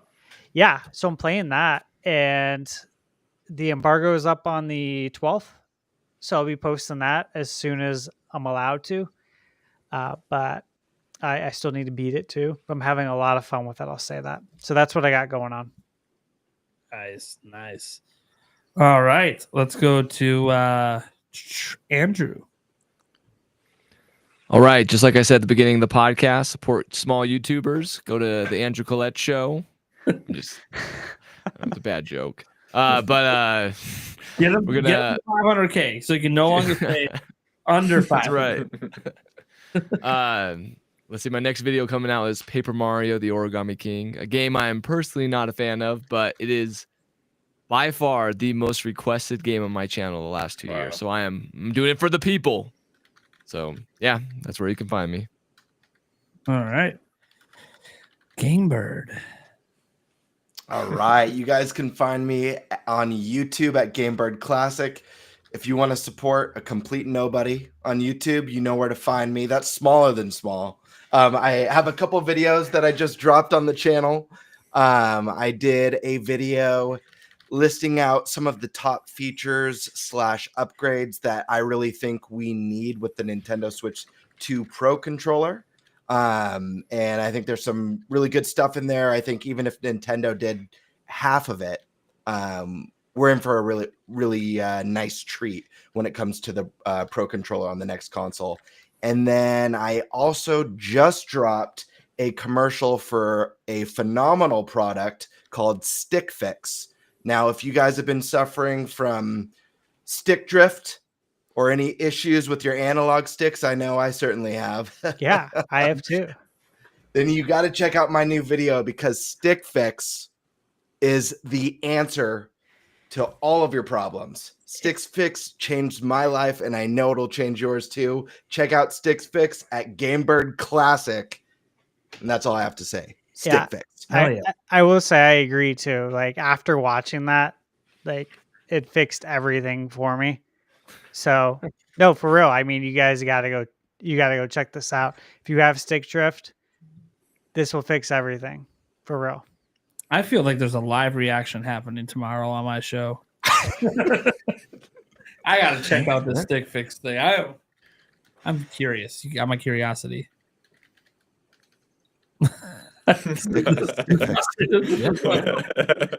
I mean, you could just drop what you're doing and order now. 1-800-STICK. I mean, look at the comments. The Great Reset even said that Stick Fix saved his marriage. Perfect. Right. Not just his stick, his marriage too. Right? Both his sticks. Amen. Oh God! If you suffer from stick drift for more than 3 hours, consult your doctor. I certainly have. All right, Mr. Robot Joe. Like follow that act. Yeah, right? Monday through Friday, gaming news. Saturday, eShop videos. Sunday, hidden gems, top 10 Switch games, something like that. So find me on my YouTube channel at Mr. Robot Joe. Trying to grow my Twitter, because I guess you have to do that to be a YouTuber. So at I'm Robot Joe on Twitter and Instagram. And thanks for having me, guys. This was a pleasure. It really was, man.